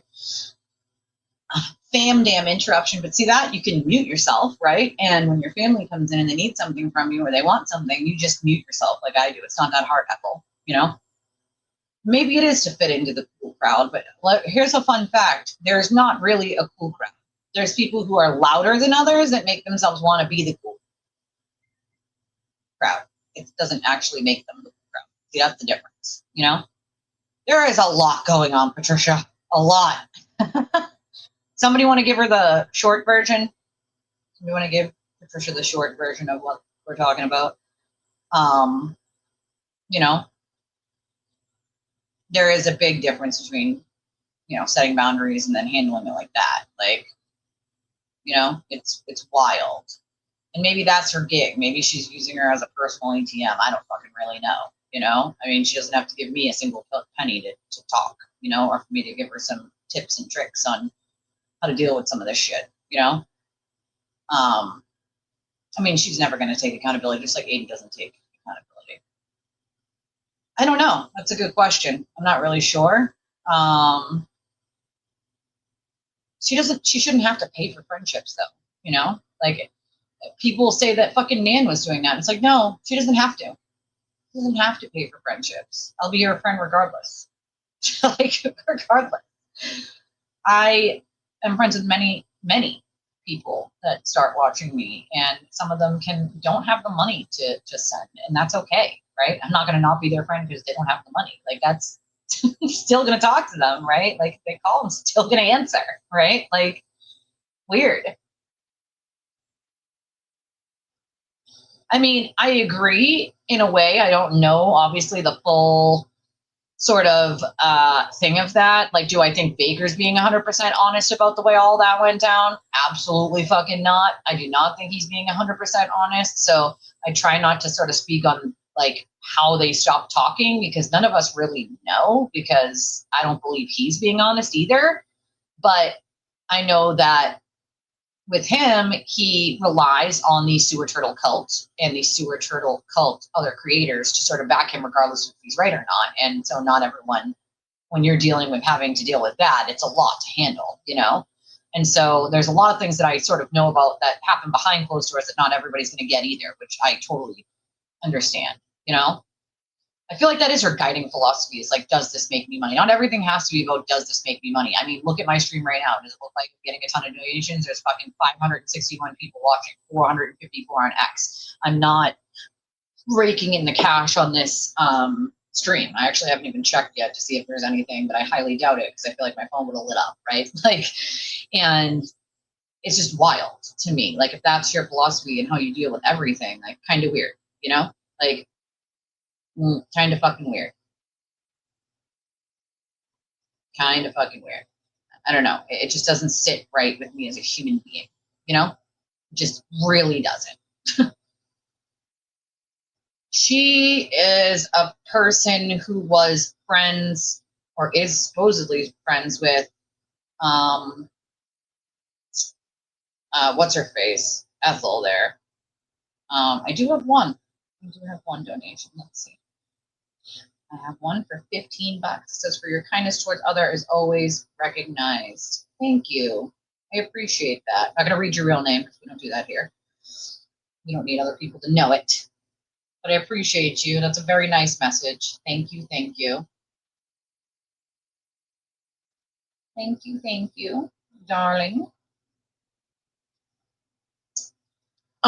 She's someone who is friends with Ethel, and had like a relationship with Baker, like a long distance sort of cyber relationship. This, yes, Patricia survivor Patty, in case you guys didn't know that already. Yeah, a lot of people make excuses for him and his bullshit, you know? See, that's the thing, is she's got to kind of learn how she can be accepted without having to do that, you know? And believe me, like I said, I was a broken little girl once, and you're just kind of looking for love from anywhere. And it's different for everyone, but I can see some of that in her from when I was struggling way back when I was 18 with all the things I had dealt with, you know? And I just hope that someone helps her, you know, like, without fucking using her as content. Like, they can act very impulsively. And it isn't something you can take back. It's a permanent solution to a temporary problem, you know? The projection is real with a lot of them anyway. I agree in the aspect that, like, hurting yourself as a weapon is hostage taking, but also at the same time, that message was private. It wasn't meant for public consumption either, you know? Like, she was simply talking to Ethel, and then Ethel needed to blast it to the interwebs, right? It's one thing to say to someone, like, I'm just going to shut my shit down, and, like, I can't anymore, right? Like, and all these people are saying they're for me to, you know, unalive myself, and, like, I'm just going to shut my channel down and get off the interwebs or whatever. And that's how you probably feel in the moment, right? It's just gross behavior to use that as content, you know? Yeah, traditional therapy doesn't always work for everyone. It's not a one size fits all. You know, it's not a one size fits all. That's for sure, right? I was gonna say, there's not really anybody quote cool over there. You know, I don't think there's anybody that actually stands on what they believe in, unless it's for somebody they like. You know, they'll change their opinion based on if it's someone they like or someone they don't. You know. You know. Thank you, Steph. That was definitely the quick version of it. I appreciate you, my friend. Appreciate you. Yeah, it was a private text. It wasn't for consumption of, the general public. It's gross. It's gross. It's gross. It is gross. I will play the clip for Patricia because she wasn't here. Jessica Walsh. It says, if you want to just say sorry to the baker and end this, I would understand. I can't take this anymore. Jolene has sent everyone after me because I told some psychopath who was spamming my chat, telling me to KILL myself, that her son was better off DEAD. That's very on brand for Jessica Walsh. I've had like 12 people I agree. tell He's me creepy. today to KILL myself already this morning. I'm just deleting my channel. I'm leaving the internet. Love you. I'm sorry for everything.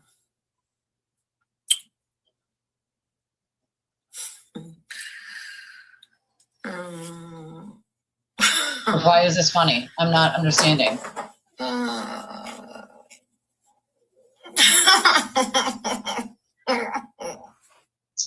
I agree that people on the internet are not trained. Well, it depends on who you're talking to, right? I worked in mental health for a really long time. Also been struggling with PTSD pretty much my entire adult life, part of my childhood.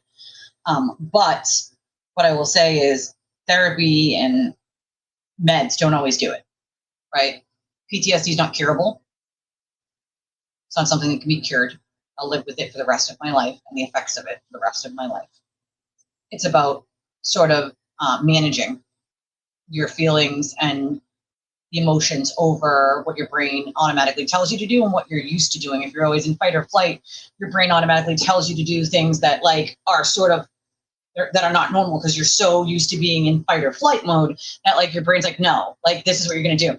That's why I do cognitive behavioral therapy. So it sort of like retrains your brain into not using those automatic signals to be in fight or flight constantly, right? It sort of retrains your brain to like stop and think first before automatically letting your emotion take over and just freak out, right? Or do something just and not think about it. And it's taken even years to make a little dent. You make a little dent here and a little dent there, and like it's ongoing for the rest of your life. For the rest of your fucking life. But this, she just huffs and puffs and laughs and he seems creepy. I don't know. He's a little creepy to me. I feel like he's a little creepy.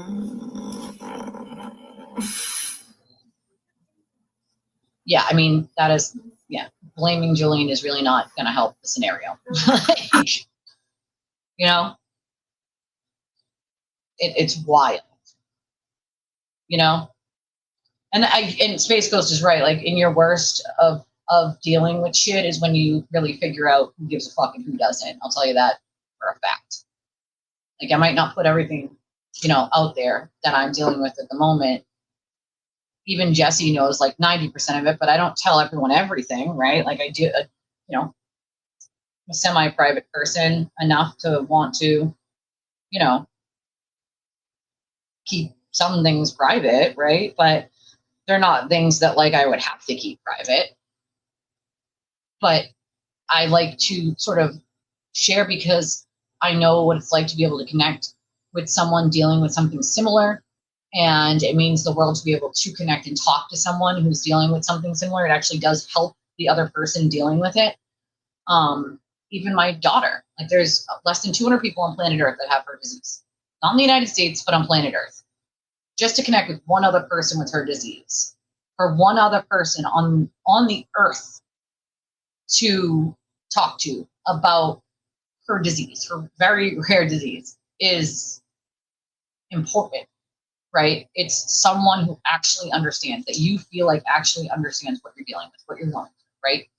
And if I can give that to one person, just one, then it's worth it. You know what I mean? Like, it's fully worth it.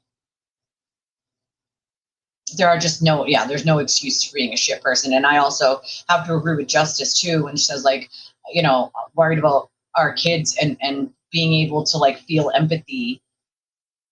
When Planet here says that this may be unfair, but I'm concerned about our younger generation's ability to feel empathy. I've thought about that a lot, which is why I specifically teach my kids, like, you don't bully. You stand up to bullies, and it's regardless of if that person is bullying you or someone else, like, you step in, because not everybody's a fighter. Some people are just gonna, like, you know, stand back and sort of let the bully, and you don't let the bully, right? You sit with a kid that's sitting alone. You don't let that kid sit alone. That might be your best friend for the rest of your life, for all you know. They might just be quiet or shy, or maybe other kids are being mean to them, but don't let someone sit alone. Don't let them feel like they were left out. Do something nice for someone for no reason at all, just because you can, right?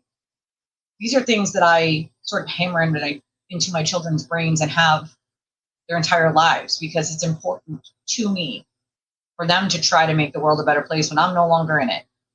I'm not going to be here forever. And so I want them to continue making the world just a little bit better. We can only each do a little bit, right? Just a little part. And if my kids can do their little part, then that's important to me, you know? Yeah, I didn't see the look on her face, obviously, because this is not a facelift, but I'm sure the look on her face was just as bad, you know? Maybe she needs a break. I mean, everyone needs a break. And I say this because I don't often get one. Every freaking person needs a break from the interwebs, bro. Every freaking person needs a goddamn break. That's a fact. It's definitely a fucking fact. Jesse said, smash it, subscribe, hit those side emojis, make a donation if you can. It all helps. It's all appreciated, made possible because of amazing people like you. I agree with Jesse. If you can support the channel, there are one of a bunch of different ways you can do so. I don't think I've even done the donation options yet today. It means a lot to us. We are a small channel and we don't make a ton of money. So any little bit sort of helps out a lot. So if you can, we have a bunch of different ways that you can donate to the channel. We have Cash App, Venmo, PayPal, Revolut, and Chime, which are the same as the Cash App and Venmo. We have a link at the top of chat. It's our Justice Chats. It's also in the description of our video. You can use any debit or credit card or Apple Pay with that. We have memberships, super chats, and jewels as well. Let's see. Everyone needs a mental health break. I agree with you, Bloss. You know, and Freeze is right. People don't have channels or voices, everything on social media. There's a lot of shit, you know? And Steph's right, too. There are a lot of nice people out there that she could surround herself with. She's got to get away from some of these shitty-ass people, you know? Patty, I believe she said she was going to shut hers down, but maybe that's just how she felt in the moment, you know? Not Jolene, her own one. I agree with you, Steph, where I feel like the people around her are causing like more stress and more aggravation and more, like, it's not content. She's not content. Her life isn't content. Her struggles are not content. Like, you know, I'd be friends with her on X if she would come around, Steph would said. Lots of people on X I'm friends with are nice and very forgiving. Even like I would, absolutely. I agree, but it's hard to know as an observer how to help. Well, I mean, there are different ways, right? Just giving advice is a good way to help if you know, right, what kind of advice to give. Just being there, just being available for someone makes a big difference. You know, they know that if they message you or they email you or they DM you that you're gonna respond, like, that goes a long way. Lindsay Lee, a smile goes a long way, she said. That's right. You know, I only follow Peter. People be mad. I don't know why they're mad about that. You can follow whoever you want. You know, she's off her rocker and people are encouraging it. Well, that's the thing. Like, if you see behavior that's not normal, like, maybe reach out and try to help them. Not fucking, you know, I feel like they're just doing more damage. They're just hurting her more, you know? Plus, I get the impression there may be substance issues as well. Opinions only, but that ups the risk. It does up the risk, but that might not be the case either. It might just be PTSD, you know? I think she seems like she could be very nice. I agree with that statement. I think she's kind of easily misled. Hi, Standing. And they're just shitty people, you know? Therapy, meds, CBT, and ERP do wonders for mental health, but nothing is 100%. You just have to learn to live with it. Yeah, and I have learned to live with it, but it's always something you're going to struggle with. But having someone, anyone, just one or more people that you can go to and be like, I'm struggling with this today. Like, and I feel like I want to say this or do this, and somebody will be like, yeah, that's not a good idea because of this, right? Like maybe do this instead, right? Like that is, you can't put a price on that. Like you cannot put a fucking price on that. You simply cannot. Like it's important to have that support, you know? Bullies get handled by how they hurt others. By me, I've never tolerated bullies and never will. Those evil actions deserve evil reactions. Sometimes, yeah, fighting fire with fire is the only way to do it, you know? And those scenarios come up, you know? I'm just a sweet summer child waiting to get brain. No, but I think that having empathy and sympathy are important things, you know, because we can get jaded, and I have been over the years, you know, without spending money. You poor thing. A break is good, and there's no need to explain it. That's exactly. You don't have to explain a break. You can just take one. Oh, winter! I don't want any more goddamn winter. No winter. I don't want it. I don't want it. Goddamn winter. All the heat too starts to get to me. You know. You are not gullible. Stop it. You are not.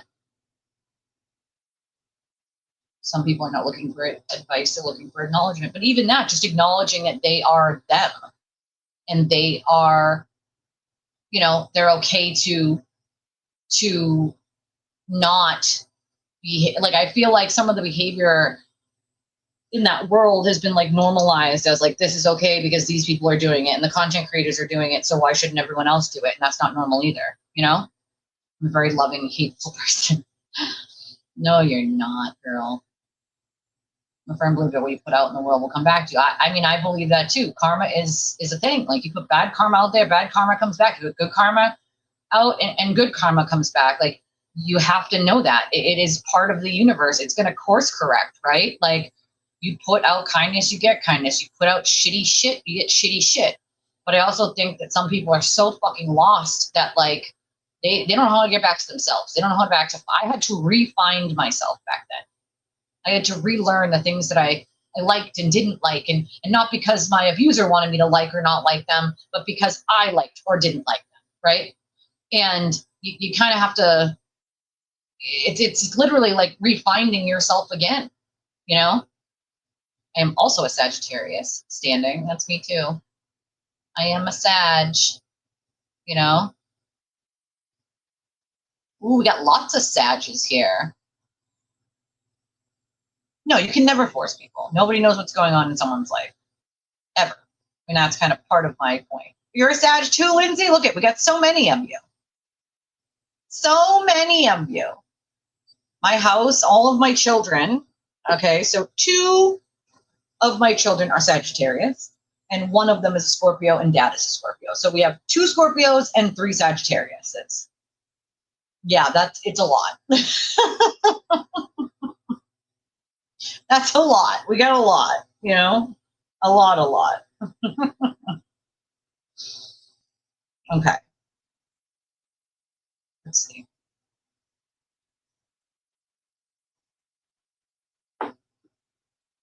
See? Look. Text Now app from a cultist with a Text Now number saying nonsense, like about nothing. Like this is just what they do. Like, come on, stop it. Like, as I'm live streaming, this is my point. Like, I get this shit all the time. Like, these people just don't stop. Like, and this one specifically is talking straight nonsense and it's just to get you to reply. Like, just saying nothing that has nothing to do with anything. Like, and it's to get you to just reply. Like, get the fuck out of here, dude. Just get the fuck out of here. You know? No, you don't have to be a doormat, but you know those limits, right? If you reach out and you try to help and you know, you realize that it's not doing anything, then you stand back, you know, you stop, you know, doesn't mean you don't offer it. You don't try. If we never tried, you know, well, she doesn't have to, and she shouldn't have to disclose it to the public, you know, because again, not content. My main concern was, ooh, look, G-Money's a Sagittarius too. Love it. Where else? We got lots of Sages here. Lots of Sages. Did I hear this one that what was Jeff D upset about? He will riot if the number 3 ranked team wins the World Cup. Riot, huh? So that's totally normal. behavior. Like that, I am no longer interested in the World Cup. That's it. It's only been my whole identity for the past 3 weeks. Oh yeah, I and blocked now them. I just Just get a new text now whatever. app What, number. is there some sort of like World Championship soccer, tournament going on? Beats me. Don't care. Don't care. If France wins, we riot. Okay, Nyauser will not allow it. He does not like France. So we are going to have to, I don't know. It's just, also, I'm like that. I am no longer interested in the World Cup. That's He's it. no longer interested. Just America and Portugal. That's apparently it.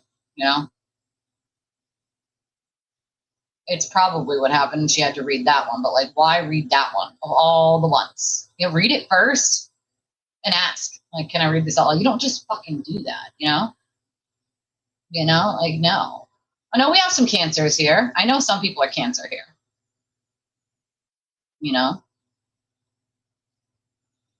Yeah, exactly. You got to have like that sort of like, I'm just going to tell you how it is. You might not like it, but I'm going to tell you,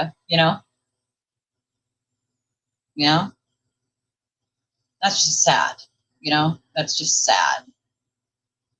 Yeah, she's good at that. Scorpio's good at explaining the astronomy of all that stuff. Astrological signs and all that. Yeah, France is pretty good. They're pretty good. Aquarius. Now, my husband's a Scorpio and I'm a Sagittarius, so, we got some fiery. As a matter of fact, I think I need a water.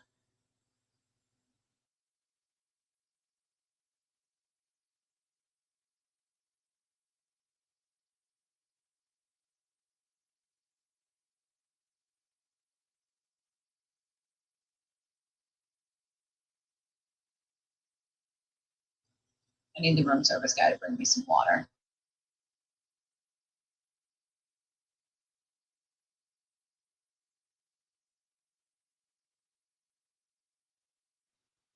I'm sort of keeping an eye out here.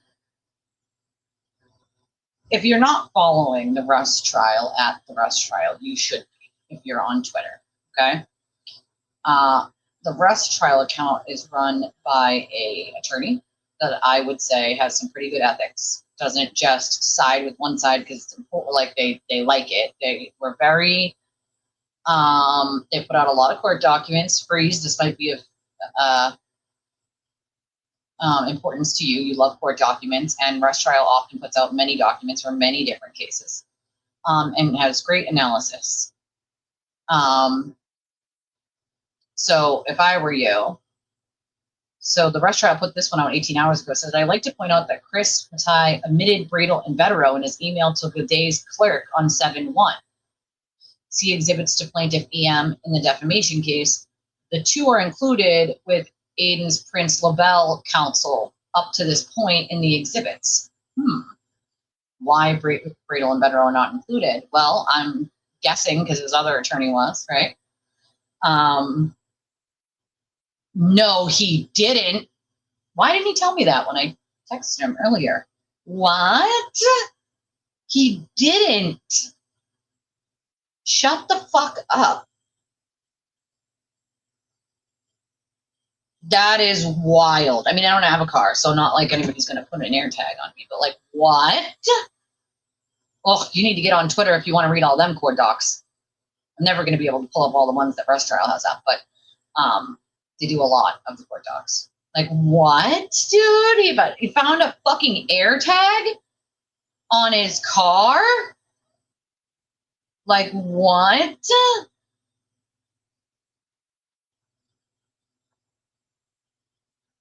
That's fucking crazy. Under the back seat, Maddie said. That's wild.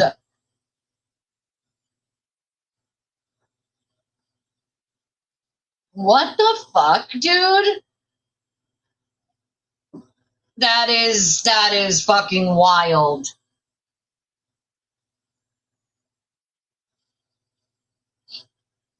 Time to start locking the car, Mike. Jesus.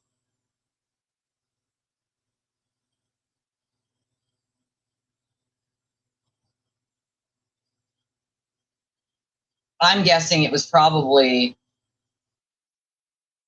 a turtle rider. Like, if I had to guess.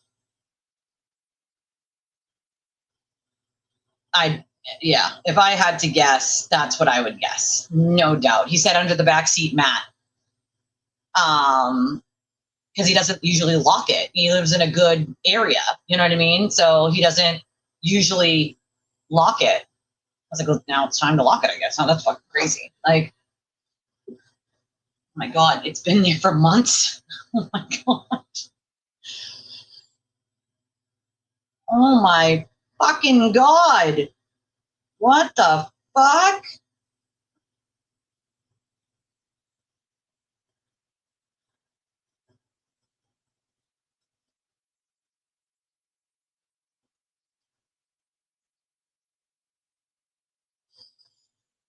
It's not law enforcement, I'll tell you that much. So it would lead me to believe, you know what I mean?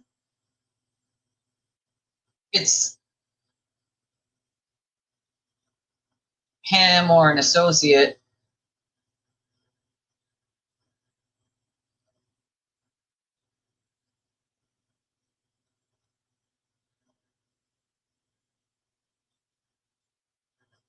Weird. Why do that?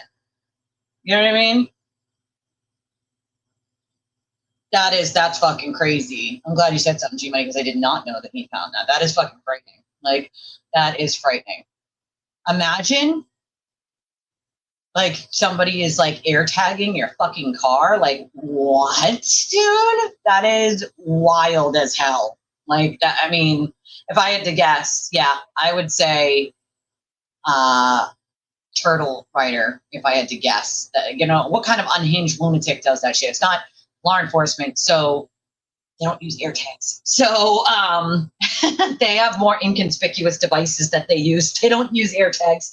So that leads me to believe that, wow, fucking wow, right? Is it you, Grant? You conspiracy? I wouldn't put it past one of these people, you know? No, I don't think it was someone who was in his car.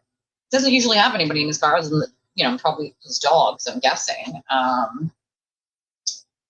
You know, it doesn't register. It would register to, like, if it was yours, it would register to your phone and tell you it's yours. You know what I mean?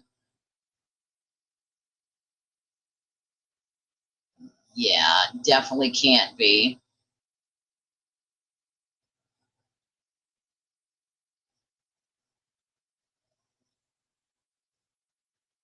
Someone had to either put it in there or drop it. Like,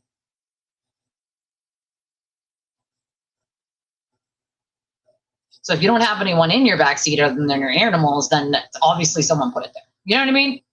Like,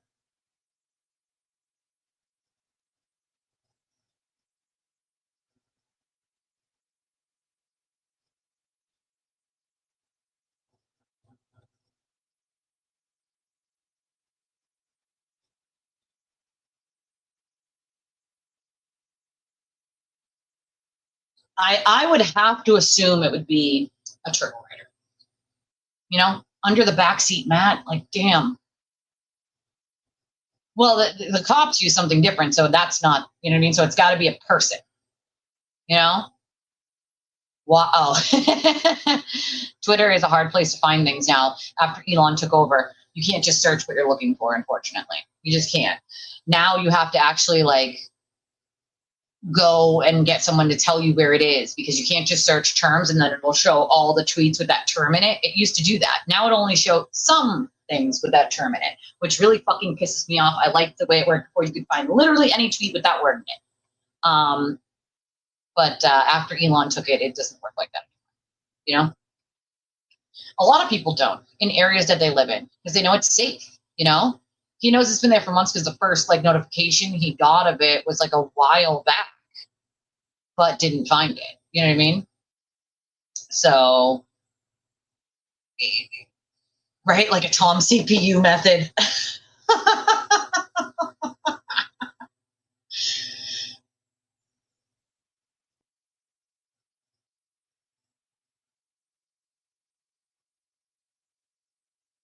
That's funny. That's funny. A Tom CPU method. Yeah, well, that's the other thing with Grant. People kind of have to learn from themselves, unfortunately. I don't have a car, so they, are not air tagging my car, but they also don't know where I live or where I am, which is nice. Because fuck them. Even if they did, I would fucking dare somebody to show up to my property. Would not be good for them. I have automatic lights outside the house that literally blast right in your face as soon as you walk up near the porch. So yeah, no. There's also cameras outside my house. So I would love for somebody to attempt that. It could have been while he was at court covering the case. Yeah. It does seem like a very Tom CPU method, in my opinion. I can't. It's weird as fuck,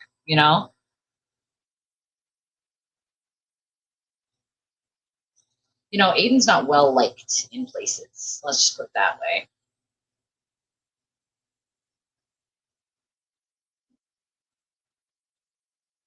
It's weird. Like,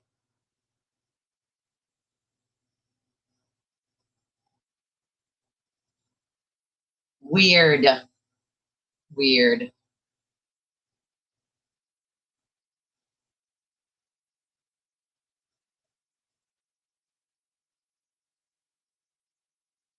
It's just wild. Like, why do something like that?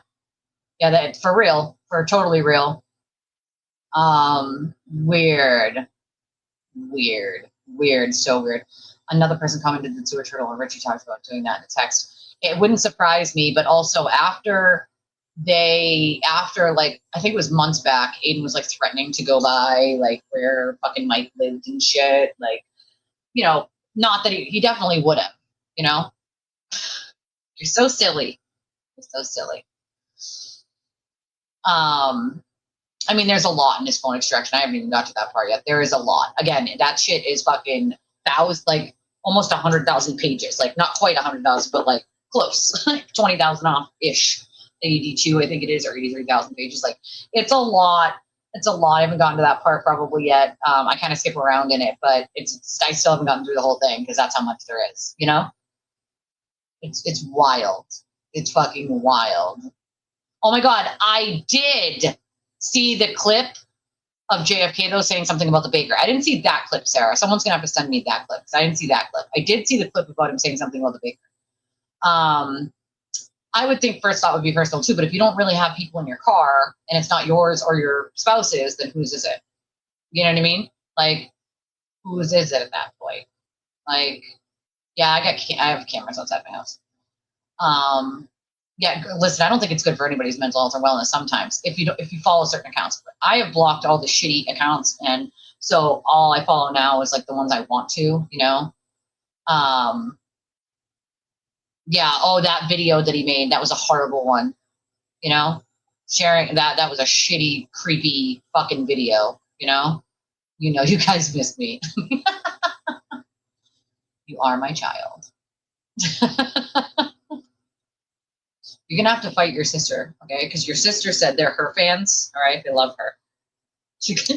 When your sister comes in here, she'll be like, hi, my fans. I know you love me. Bye, my fans. I know you love me.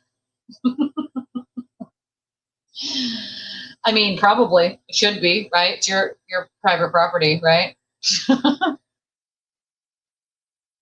Oh, my God. Imagine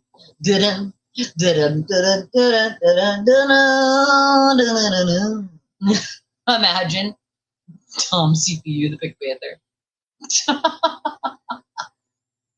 Imagine. Oh my God. Yeah, Mike's car. Yeah, under his backseat mat. We thought there was, but there wasn't. There are some motions due today, though. So when they pop out, we're going to cover them. That video was creepy. I remember when it first came out way back then. But yeah, it was under his back floor mat. It was there for like months. AirTag. Yeah, under Mike's mat. That's fucking wild. Yeah, we got lots of cameras in my neighborhood too. It's it's a big neighborhood. Plus, all my neighbors would be outside like, what the fuck are you doing? Now they're my biggest supporters, y'all. They rather see me. You have to argue with your sister over that, My little says you guys are her fans, and now my big says you guys are her fans. So like, you got, you know? Ew, why? Why is he going anywhere near Brandy's house? Like, weird. Weird. Yeah, they don't get to see your sister. They just hear her little voice. Yeah, I believe, yeah, Boston Brady. I don't think there's another Brandy. I mean, there was some creepy, stalky shit happen during the first trial, but not, I don't think nearly as bad as like now when people are basically standing up for themselves, you know? When they're like, hey, yeah, I'm not dealing with your bullshit-talky here anymore. You go fuck yourself, like, you know, and then Aiden's like, I'm going to come to your house. I'm going to ask questions. But he can't even answer my phone call. Can't even answer my phone call. Okay? Does not want to answer my phone calls or answer any independent media questions. Okay? No independent media questions. He does not want to give any independent media answers. Okay? He does not want to answer us. They love all of you. You have to fight both your sisters, I guess. I apologize to the Pink Panther for that comparison.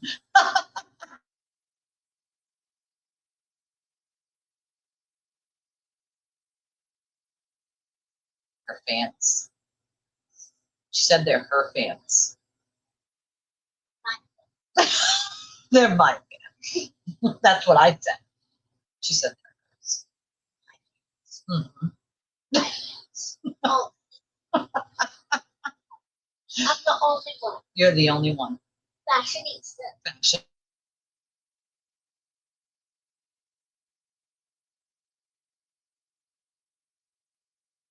That's what she said. She said. Did she just join? Mm-hmm.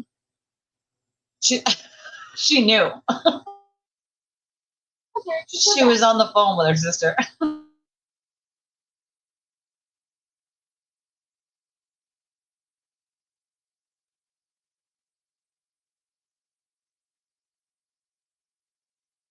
Sorry, girly, they love me. I got a balloon and snacks. Kara sent those. Kara sent the balloon and the snacks. That they're my fans. Oh, here's Daddy now. Are they your fans too, babe? That shouldn't be a question. Everyone's in the doorway, guys. Okay, everyone's saying you're their fans and not mine. On camera and see Yeah, they're my fans. No, Mom, they're my fans. They're my fans. You know what? They could be all your fans because they're not my fans. They're Can I my give a community. speech to Sissy? No, you're not giving a speech to your sister. Sissy, I love you. No, I'm not. Or you were on the phone with her. Sissy, I love you. Type in the chat now. Please. I'm the favorite. Get out, father. She's Shauna said she's the favorite and get out. She said she's the favorite. Get out. That's Shauna? Yeah. Yeah. Oh, I'll punch your blood. Can I have a water, please?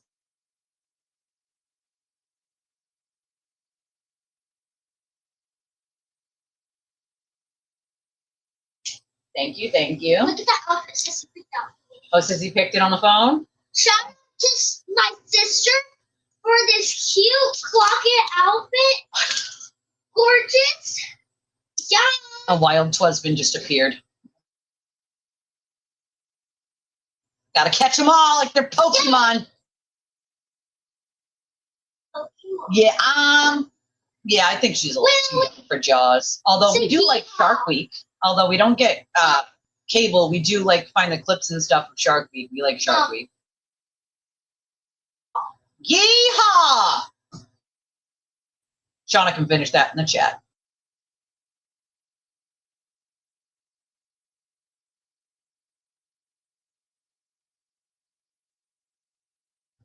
There is not an age limit for Jaws, but I don't know. I mean, it's mechanical and it's old, so she might be able to watch it. But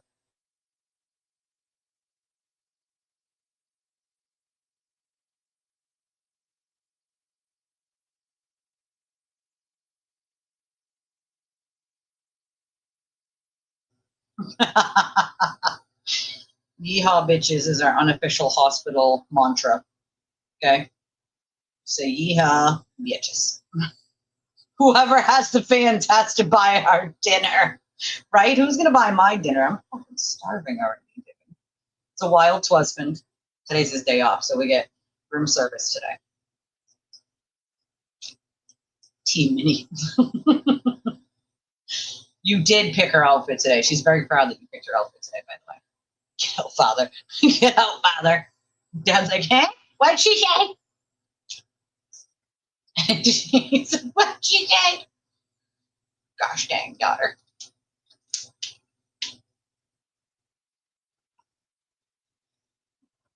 Her little voice is so funny. She's a diva though, okay?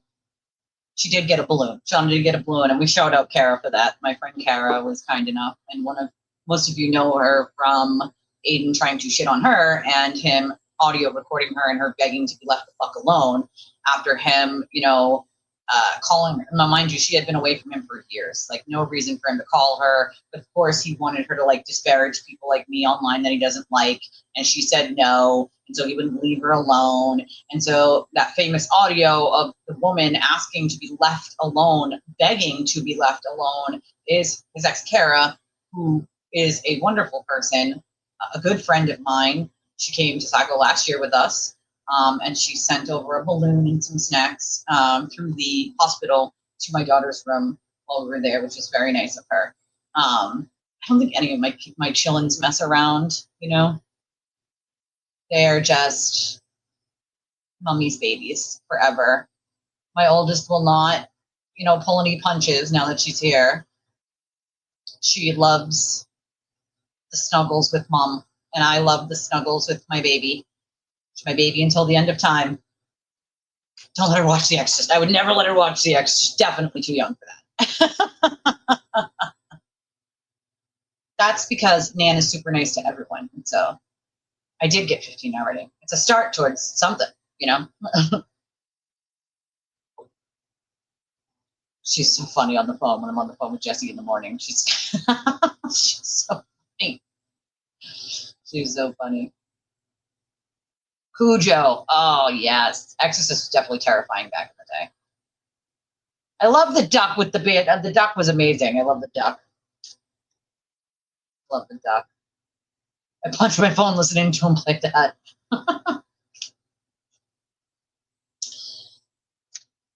Sometimes, see, that's why I try not to watch too much of his shit, because it's like, if I do, I'm going to want to punch something, I'm like, no. I can't. I don't wanna. I don't fucking wanna deal with these nonsensical bullshit. What the hell is this now? Oh, here's the picture of the air tag from Mike's car. Yes, cows. She's now into the cows. So I got her the cow plushie. You guys came with me to get her the cow plushie. She was so happy to have the cow plushie when she came out of surgery. No, she pops in, but then she's listening usually when she's working. I know. I don't know why it's always on X. There's always the amount watching on X versus on YouTube for some reason. It's always that way. We did get ice cream and cookies in Starbucks. Oh, she says thank you, you guys. They were pretty good. We got the insomnia cookies and then the Scootery ice cream that some of you then tried that have them near you. The Scoot and Scootery was really good. I am so glad some of you went to try the Scoot and Scootery. I'm telling you, delish. Delish.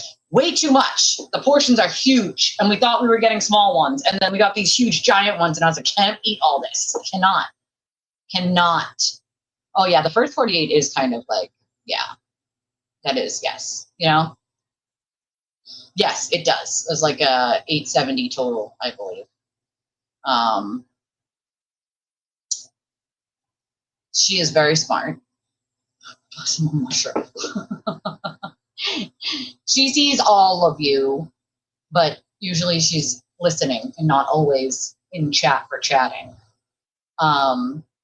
Here's a picture. I got a picture of the air tag that was in poor Mike's fucking car. I mean, this is wild. But imagine putting an air tag in someone's car. Like, this is just like weird as fuck, bro. Like, who does this? Like, why? Why are we doing this? Like, what? It is illegal to do this, okay? Why are we doing that? Like, why? And it's been there for months. Like, what the actual fuck? Like, why? Why are we doing that? That's crazy wild. Like, what the hell are we doing with the air tags? Dusted for fingerprints. I love Natalie. She's like, I would have dusted for fingerprints. Like, that's just fucking wild as hell, dude. Where was that found? It's found under the backseat floor mat. It's under a mat. Someone had to purposely put that there. Come on. That's wild. I agree.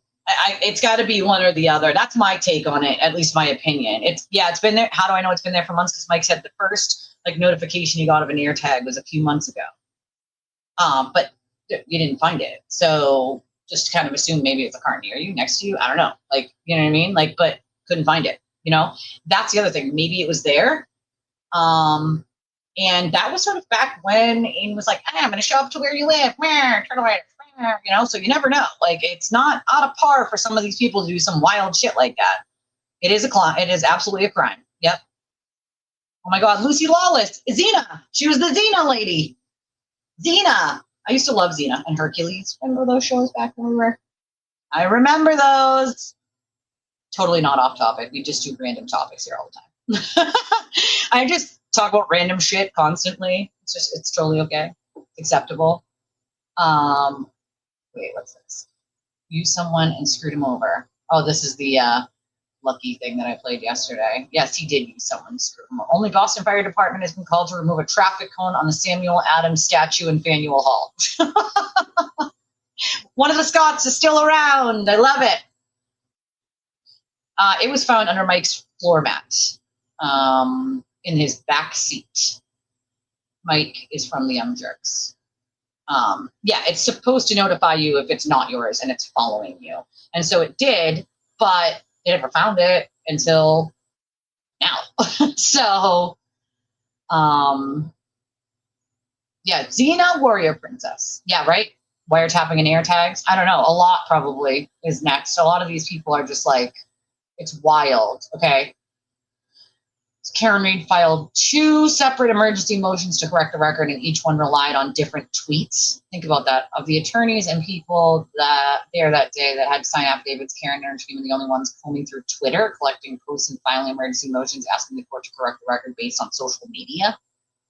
Yeah, you can't correct the record based on people's fucking social media tweets. That's weird. That's not correcting any record. Let's pretend just for the sake of argument that Judge Gilday was wrong. Congratulations. Way to tell the judge it was most definitely you and your attorney seeking information at some point. One or all of you lied in your affidavits. Ask for what Judge Gilday actually said nothing about. It was off base. Everyone knows the games of social media, reminding the attorneys their duty of candor were sorely needed, given the history surrounding every single one of our cases. So there was 2. Okay, so this was July 2nd. Defendant Karen Reid supplemental memorandum of law in support of emergency motion to clarify the record. You guys probably can't see this because it's too small. I can't really blow it up much more. I gotta get closer to the damn computer myself, and I have my contacts in, so let's see. You saw that on the duck tour on the 4th of July? That's freaking hilarious, Patty. I love that. I freaking love that. I love that. She's here. Rose is here. After the court's emergency hearing on July 1st, 2026, this is a motion to clarify, emergency motion to clarify the record. Now, the judge issued something else after this saying, oh, thank you, Lindsay. I've had it down sometimes, but it's a lot. Like, it's a lot. My hair is a lot. It's a lot to deal with. It's heavy on your neck and like it's long. And I just took 6 inches off. So I'm like, it was longer. But thank you, darling. It does look good down. My hair has always looked good down, but it can be a pain in the ass. It could be a pain in the ass. the judge said basically that this was an improper use. The judge put something out yesterday that said that this was an improper use of correcting the record, an emergency motion to clarify the record. An emergency motion to clarify the record is used to clarify your statements in court or to clarify something that happened in court. An emergency motion is not used as a way to argue something because you didn't get a say when the judge said, I'm going to make a statement. No, nobody's going to have a say. Thank you. Goodbye.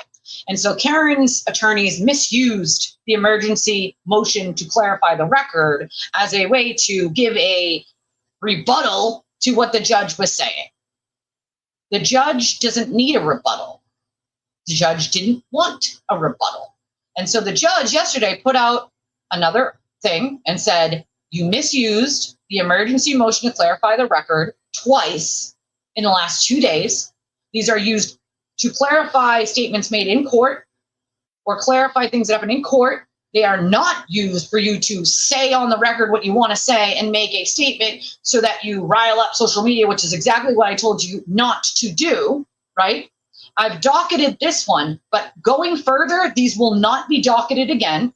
It is a misuse of what it's for, and it's improper. So it's like, are we fucking serious, dude? You couldn't just take what the judge said, swallow the information and say, all right, going forward, we're not going to do X, Y, and Z. What do? They turn around and do the exact thing the judge told them not to do. Right? Make wild accusations, things that aren't true, things that have no basis in reality, blah, blah, blah, blah, blah, and throw it out so that social media can pick apart pieces of it and say, oh, that's interesting. Oh, that must be true, with no, again, basis in reality. Way to piss off a judge. That's so smart. You know, lawyering 101 is do exactly the opposite of what the judge told you. Like, no, obviously not. You do not do the opposite of what the fucking judge told you to do. That is stupidity. Stupidity at its finest, okay? You do not do that. You do not do that. That is not something you do. You should have just taken it on the chin like all the other attorneys, you know? Girl, always on point, okay?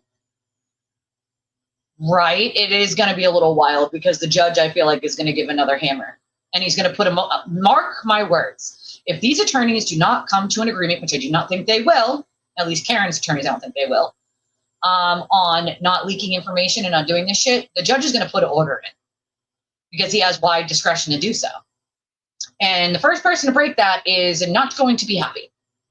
I'll tell you that much.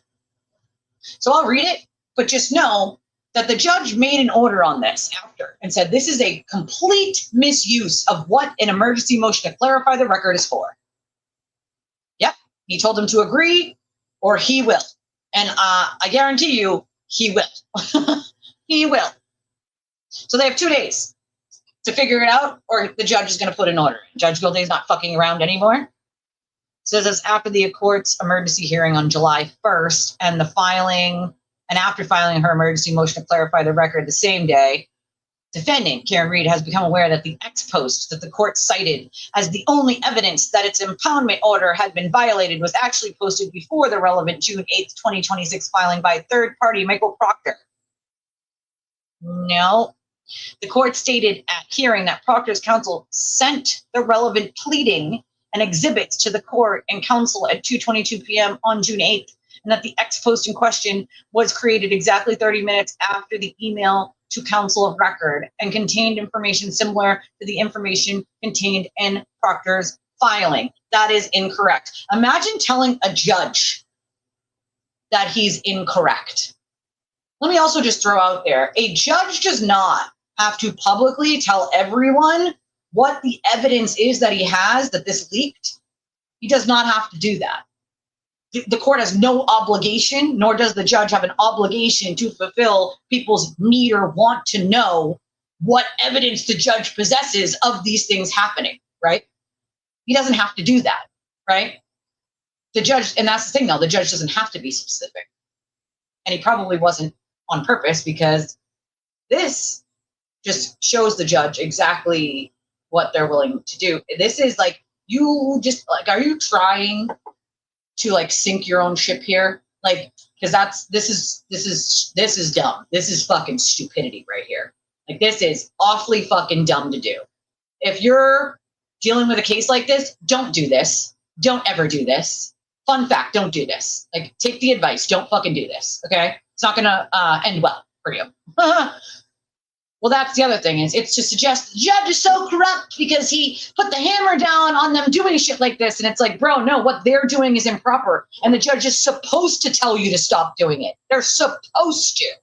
And they're like, where? Judge Cannoni didn't. Oh, you guys said Judge Cannoni was corrupt. And she was the one who was very defense-leaning. And I had some criticisms on Cannoni, both sides, right?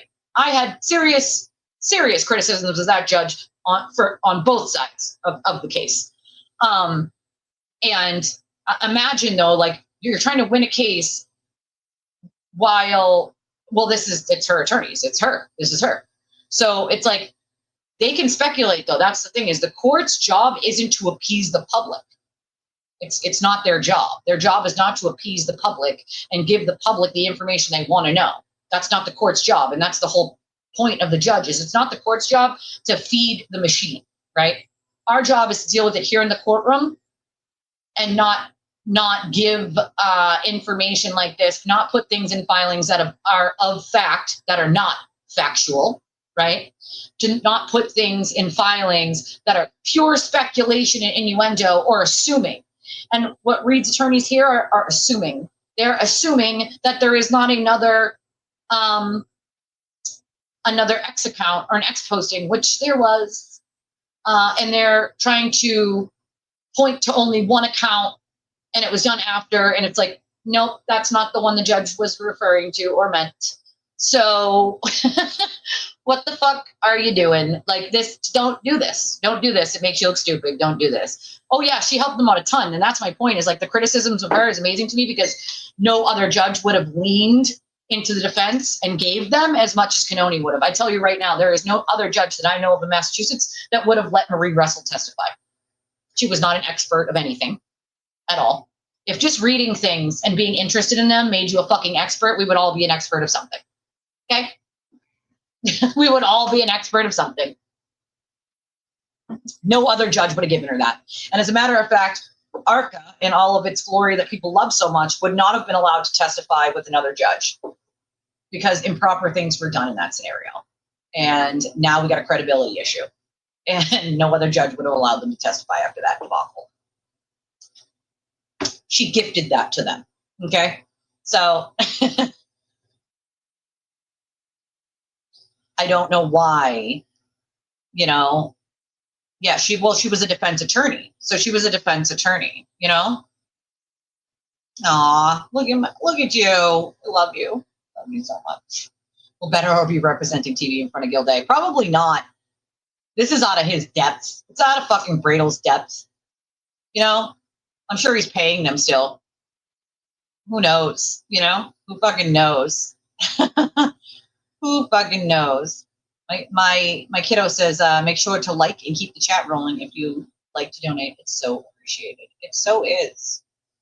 Why even bring attention to the AK post? Well, I mean, this is what Karen's team did, right? That would be, this is awfully stupid of them. Once again, dumb fucking thing to do. Because this is not the post that the court was referring to when they said it. Sorry to tell you. As the court can see below, the X post in question, which was provided to the court by Proctor's counsel, was created at 10:52 a.m. Eastern Time. The image provided by Proctor's counsel had a 2:52 p.m. timestamp. What they don't seem to understand is if you read this, not logged in to X, it will give a 2:52 at 10:52 here on the East Coast. If you logged in and looked at this and if you weren't logged into X, it does an automatic 2:52 p.m. timestamp for different, like, I can't remember if it's Central Time or Pacific, whatever it is, but it gives an automatic different timestamp of 2:52. We tested this a bunch of different times. It's exactly what happens. And so, of course, they fail to understand what actually is happening, number one. And number two, this isn't even the post that they really had a problem with, per se. Okay? So, yeah, I feel that is next week. And he's definitely not going to put up with Harold and the Purple Crayon. Okay? Definitely not. Was she appointed by Duvall? Jesus, that was a long time ago. That was a long time ago. Right, exactly. That's what they should have done. Take the public fucking paddling and move on. What do? Double and triple down on stupidity, okay? The 2:52 p.m. timestamp is if you're not logged into X. That's what will pop up, okay? Literally proven a billion times over. We've all tried it. Like, it happens. That's what happens. Like, so don't know why we're just claiming shit that isn't true in filings, which is why the judge got so mad and was like, you're improperly using filings for this bullshit. Don't do it again. We docketed it this time. We will not docket it again. Like, the image provided by Proctor's counsel at a 2:52 p.m. timestamp. However, that is because it was apparently accessed by a user without an X account, which defaults the time zone to coordinated universal time, 4 hours ahead of Eastern time. When assessed by a user with an account set to Eastern time, the post appears as follows. The message was actually posted more than 3 hours before Proctor's filing and not exactly 30 minutes after it. And that's not what the judge didn't say, that it was after the filing. The judge said it was after the email to the attorneys. See, once again, just saying shit. Did you get the transcript before you wrote this? Nope, you didn't. The judge said 30 minutes after the email to the attorneys, not after the filing on the record, emails to the attorneys, which usually go before the filing goes on the record. Okay? Come on. Let's knock it off now. Okay? Let's stop. Like, come on. I can't. Therefore, the court's conclusion that there has been a violation of its impoundment order is based on a factually inaccurate premise. Imagine saying this to a fucking judge, dude, okay? And telling a judge they're wrong. Like, while not understanding all that was said. I could listen to it 100 times over. The judge literally said 30 minutes after the emails were sent to the attorneys of record. Like, what? Yes, that is where Bettero came from. Nobody would know who the fuck he was if Mike didn't platform him. So, you know, what does Mike get for that? Shit on by his client, you know? Oh yeah, he'll cling to everything and anything with any publicity. And there are quite a few of his clients who had him way before Karen Reed that say that he is just one of those fucking attorneys that like wants to be in the public light, but he's just not good enough to usually be in the public light. You know, yeah, focus on your fucking case because this is not helping you. This is actually hurting your case, you idiots. Like, I can't. Yeah, she definitely did represent a lot of scum of the earth. One specifically that I know of, which was real heinous. And this is exactly what this is, a temper tantrum. A giant temper tantrum. Very temper tantrum-y, okay? No, none of these attorneys could. The Gilday would just smack them down, you know? Oh, because they're that smart, apparently, you know? This is not LA, bro, okay? This is fucking Boston. Our judges are usually, with their exception of Canoni, are not usually going to deal, like, they're not going to do this. Like, this is no. I can only imagine that the 10th is going to be quite interesting for us to watch. Let's just throw that out there, okay? If his only move is to pander to social media, he's going to have to lawyer better than that. And I think the judge's point was like, if you're a good lawyer, you don't need social media, right? Your lawyering should be done here in the courtroom. You should be able to argue the merits of your case without using social media and riling them up with speculation and innuendo, you know? Oh, I love the Abington Ale House. Girl, I have like a freaking $50 gift card that I've had for like ever for a place over in Bridgewater that I never get to fucking use. If I had a car, I would order lunch, or actually technically dinner now, for that. And I would pick it up because that sounds delicious. Yeah, most people haven't, Duck Duck, to be honest. Most people have not heard of him before this, you know? So he tells the judge that it's incorrect. The court's action as a result is what it incorrectly determined was a violation of its order has primarily impacted Reed. No, he was very even-handed. He didn't call a specific lawyer out by name, although he should have. He did not, right? He did not. Who is the party who subpoenaed Proctor, began taking his deposition, scheduled the second day of testimony, and has spent significant resources compelling Like, come on, man. Stop it. So here we go with the incorrect premise again. Here's the first emergency. I don't know. Where's the second part of that, though? Let's see the second part of that. Or did it scroll? It looked like it scrolled, but I didn't. No, it doesn't scroll. Oh, okay. Well, anyway, the second one, anyway, is the first emergency to clarify, which is today before. Today, the court stated on the record that an attorney with an appearance in this case had violated either the letter or spirit of the rule, and the statement that those followed were based on an incorrect premise. Imagine telling the judge he's wrong. Like, nope, judge wasn't wrong, and you didn't listen. Barrett's, yes, that's it, Barrett's. Namely, the information that the court claimed had been disclosed by an attorney was already public as of June 6th. At the latest, more than 2 days before the filing or impoundment order at issue. Thus, the entire foundation upon which the court called today's hearing and admonished counsel was factually flawed. Like, that's not even close to true, but okay. On June 6th, the ex-user the court referred to today held a live stream on YouTube during which he stated that he had received the same information from a third party. This was 2 days before the impounded filing the court believes was improperly shared. That YouTube clip is contained on the USB drive attached as Exhibit 1. The following posts that also predate the June 8th impoundment filing also show that the information in question was public prior to that filing.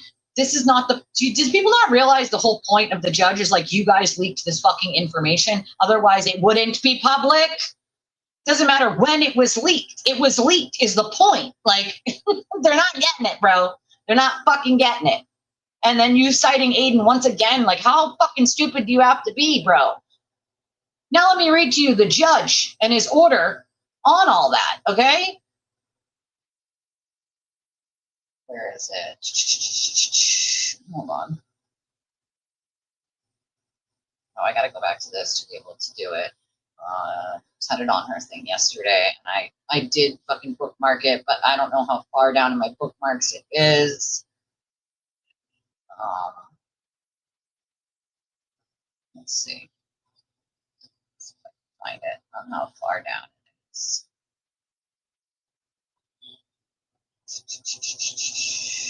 Here it is. Here was Judge Gilday's response to those two motions that Karen's team put out, okay?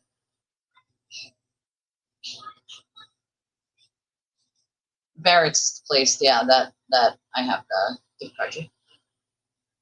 He doesn't need to be heard. She has civil attorneys for a reason. You know what I mean? Like, he just, of course, like, you know, needed and wanted to run his mouth. Of course, ego, you know, pretty much. I love Halloween. It's my favorite holiday. I don't know. If I were them, I would have already severed. I would have tried to sever already. I think they're trying to like save money by like doing as much as they possibly can by making his team do like as much as they can, like, and then, you know, then you sever. But if I would have already severed just to get the fuck away from him, you know what I mean? Like, he's going to bring you down anyway. Like, so this is what the judge said, okay, about both of those motions that the Reed team filed. Acknowledgement of various motions to clarify the record. The court has received Ms. Reed's emergency motion to clarify the record submitted July 1st, 2026, and the supplemental memorandum of law in support of emergency motion to clarify the record submitted July 2nd, 2026, and motion to clarify the record submitted June 12th, 2026. The motions have been docketed, but no action is required on these filings as they are not the proper use of a motion to clarify. Such a motion should be a targeted request to the court to provide clarification of a previous judgment, order, or ruling that appears unclear. It should not be used as an opportunity to respond to generic statements from the bench, submit additional information, or to seek to get a party's position into the record. If counsel wishes to bring the court's attention information discovered after counsel's June 26, 2026 letter to me, a motion for reconsideration in compliance with Superior Rule 9D would be proper procedure. With respect to the submissions of July 1st and 2nd, the only relevant order was to preclude further attempts to take discovery from a non-party pending further orders of the court. The court invited counsel to come to an agreement to hold private personal information in confidence, which the court would consider entering as an order.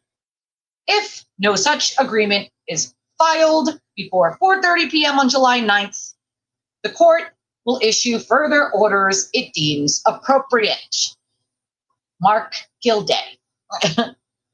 So he's got footnotes. 1, individually and personal representatives of the estate of John Joseph O'Keefe III, John O'Keefe II, and Margaret O'Keefe, individually and as grandparents, blah, blah, blah, GB Hospitality, blah, blah. Paper number 127 acknowledges that its purpose is to address and respond to the court's statements. Any similar motions sought to be filed in the future will not be docketed.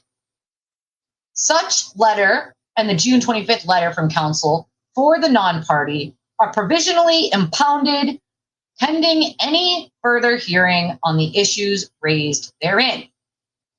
Rule 9D provides that such motions shall be served and processed consistent with Rules 9A and 9C.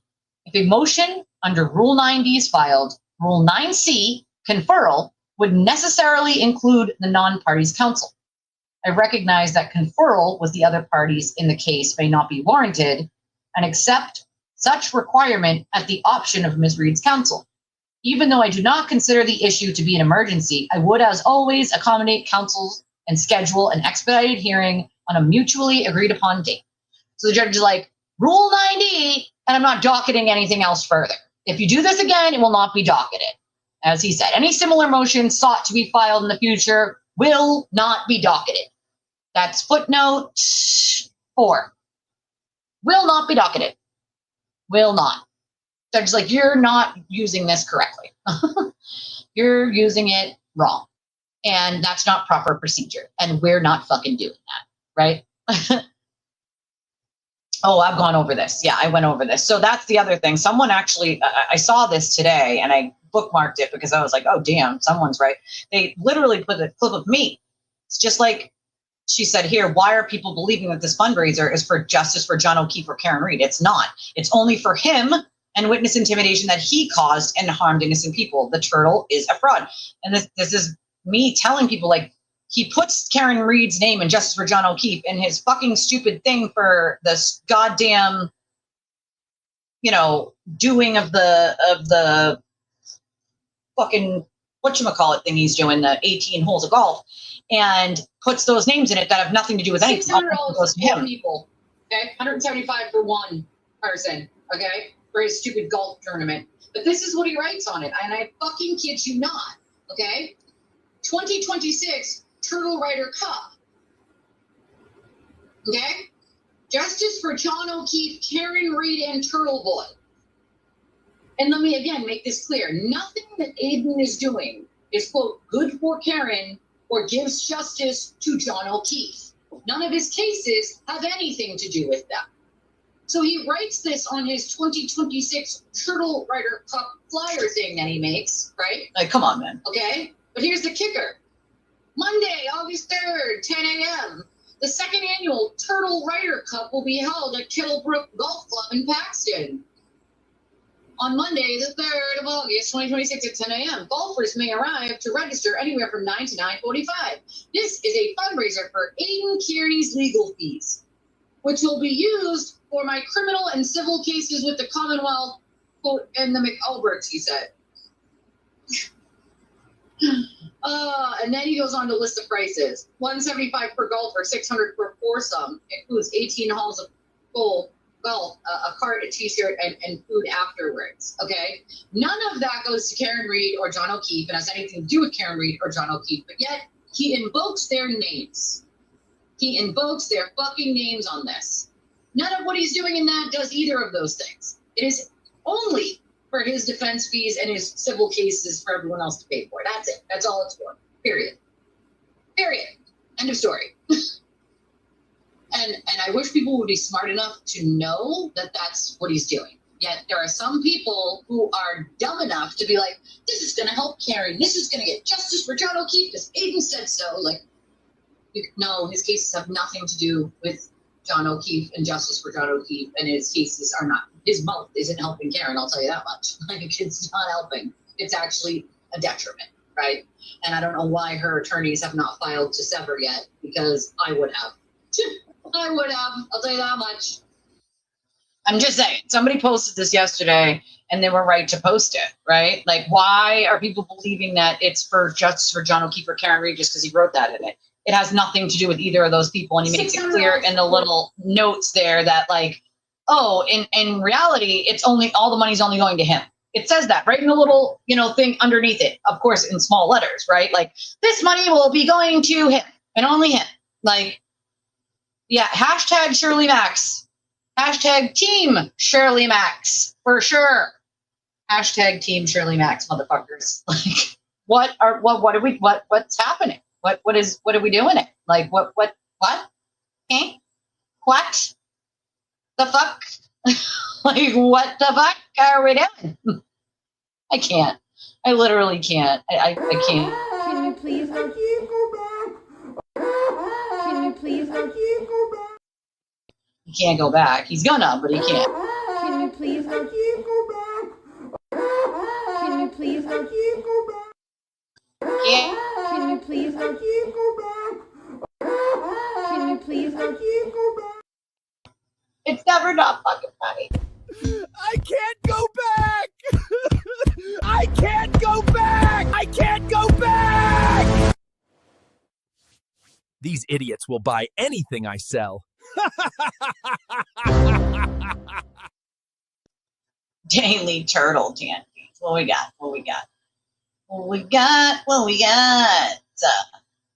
Oh, so this is what Aiden apparently, what she said. Yes, what I said. I didn't even see this till just right now. What she said. Yes, what I fucking said. Narc Survivor DL said, I'm watching Turtle's live stream from last night, and he said about the towel. Said he needs to get him some turtle merch on, and then maybe he'll get laid out of this. This turtle thinks everything's a joke. He's using these women, and they don't even understand. Wholeheartedly agree. So agree. He uses people, and people don't get it until they realize, like, oh shit, he used me. Like, no shit. Oh my God, I can't. He was bragging about everyone was so nice his first 30 days, talking about giving him all this stuff from Canteen. You know what's funny is nobody could give him anything. He was in a cell by himself. And he cried for the first week he was there, and I can confirm that 1,000% because I have friends who work there as COs. I also had 2 people I knew who were there, unfortunately, as prisoners. And realistically, he would not even leave his cell to go do his daily, like, exercise. And the funny part about that is they only let them out one at a time. So he wouldn't leave his cell and walk to the part where you do the exercise without a CO walking him. Like, because that's how much of a baby back. Yeah, she was. Just saying. I'm just saying. Like, oh my God, imagine. I've said that to a lot of people. Like, imagine you get a jury summons, like, for that. Although I think it's Plymouth. His is Norfolk County, but like the civil stuff, I think is Plymouth County, I believe. But yeah, imagine. Oh, imagine. I mean, they're aware. They're aware. It's just wild. Like, it's wild, some of the shit this motherfucker says. Like, I can't. I literally can't. This is what he said. We're now 27 days away from the Turtle Rider Cup fundraiser and the TB Legal Defense Fund. I'm going to add a Q&A show at the end of the golfing where you can ask me literally anything and be eligible for some giveaways. I got a question. I can ask anything. I got a question. I got some questions. I got some independent media questions. Sir, you will not return our phone calls, all right?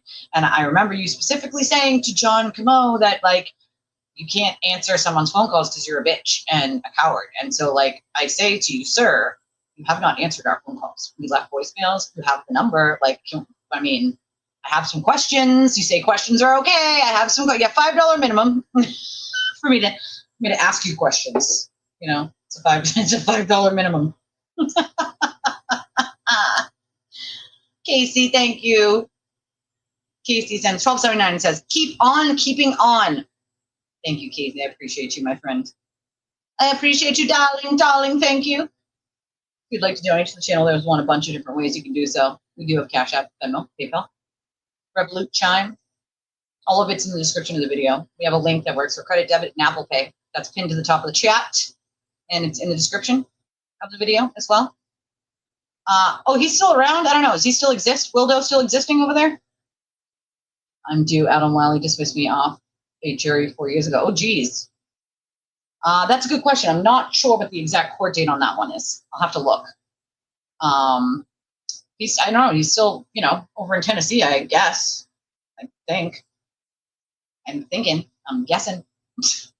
I'm thinking. Yeah, maybe he's got a mental health break. I don't know. Maybe he realized, he is a do boy. He is Aiden's bitch. Maybe he's realizing that.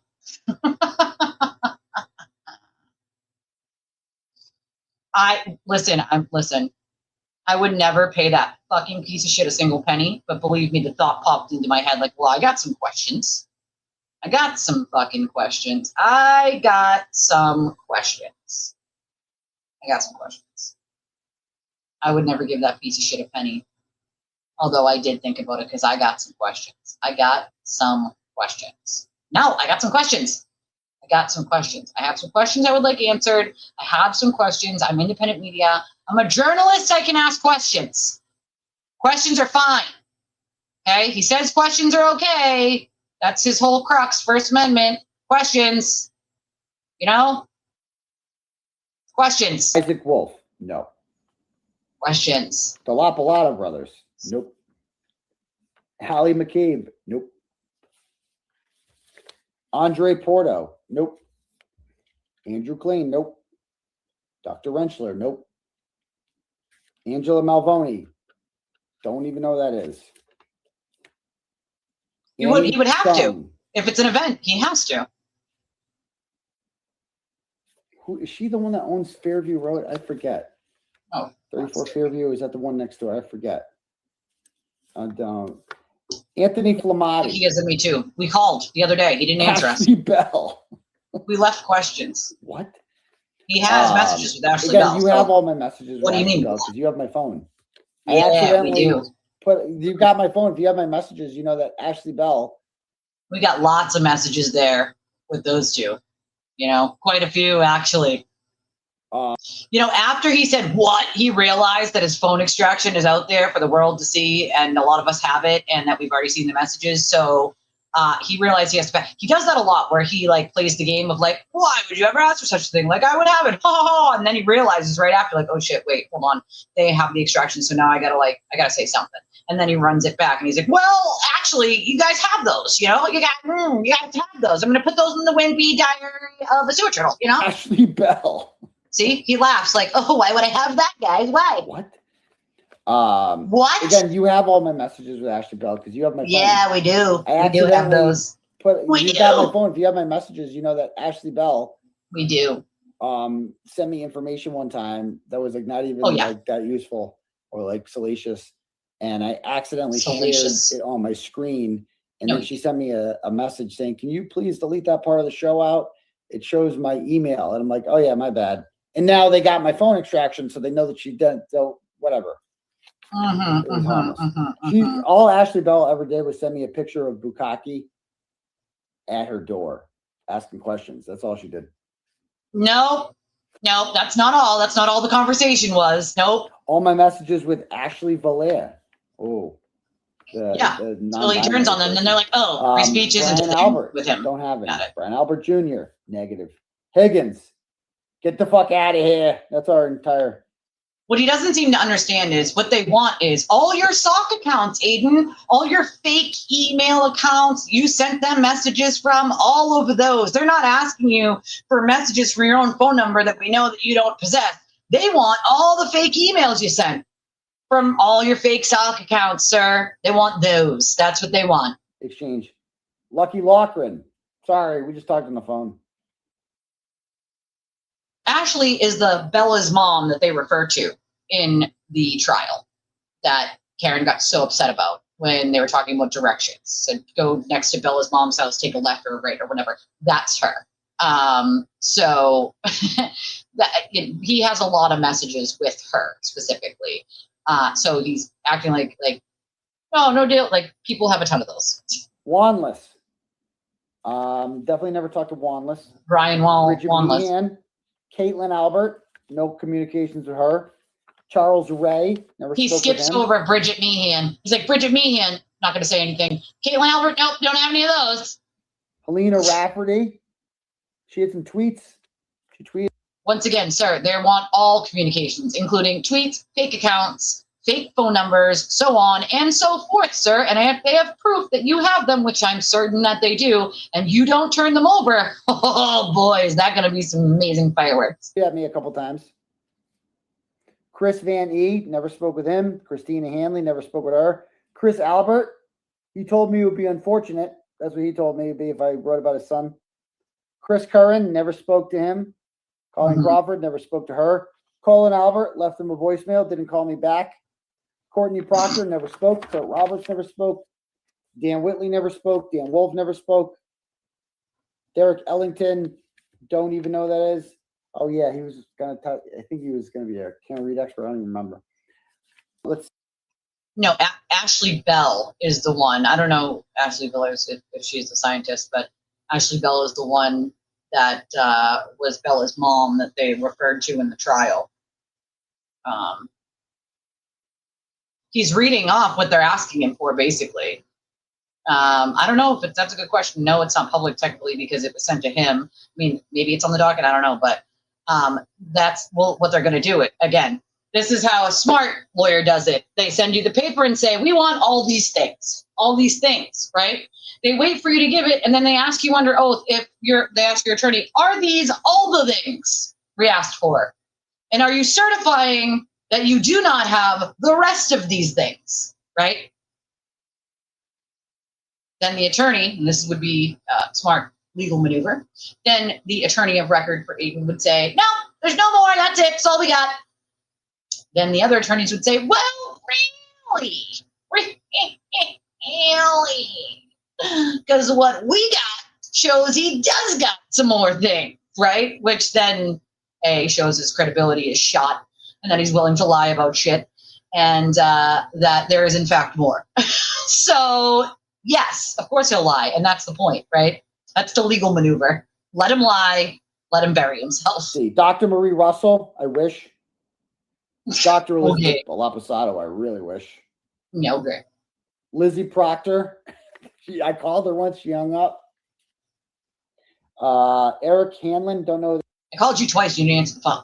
I mean, you answer the phone. I have some questions. As a matter of fact, I want to know if, in fact, I can ask a question at this event. If someone were to buy tickets and there's a Q&A, would I be allowed to ask said question? And I have a question. I have a question. I have some questions. I'm gonna need some answers to this question. I have some questions. Got some questions. Got a question.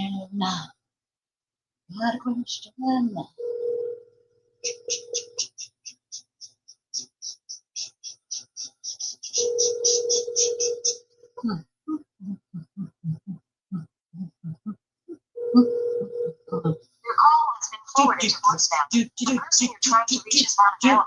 At the tone, please record your message. When you have finished recording, you may hang up. Aiden, live to tape, buddy. Got a question. In fact, if you're doing a Q&A and I have tickets, you said we can ask any question.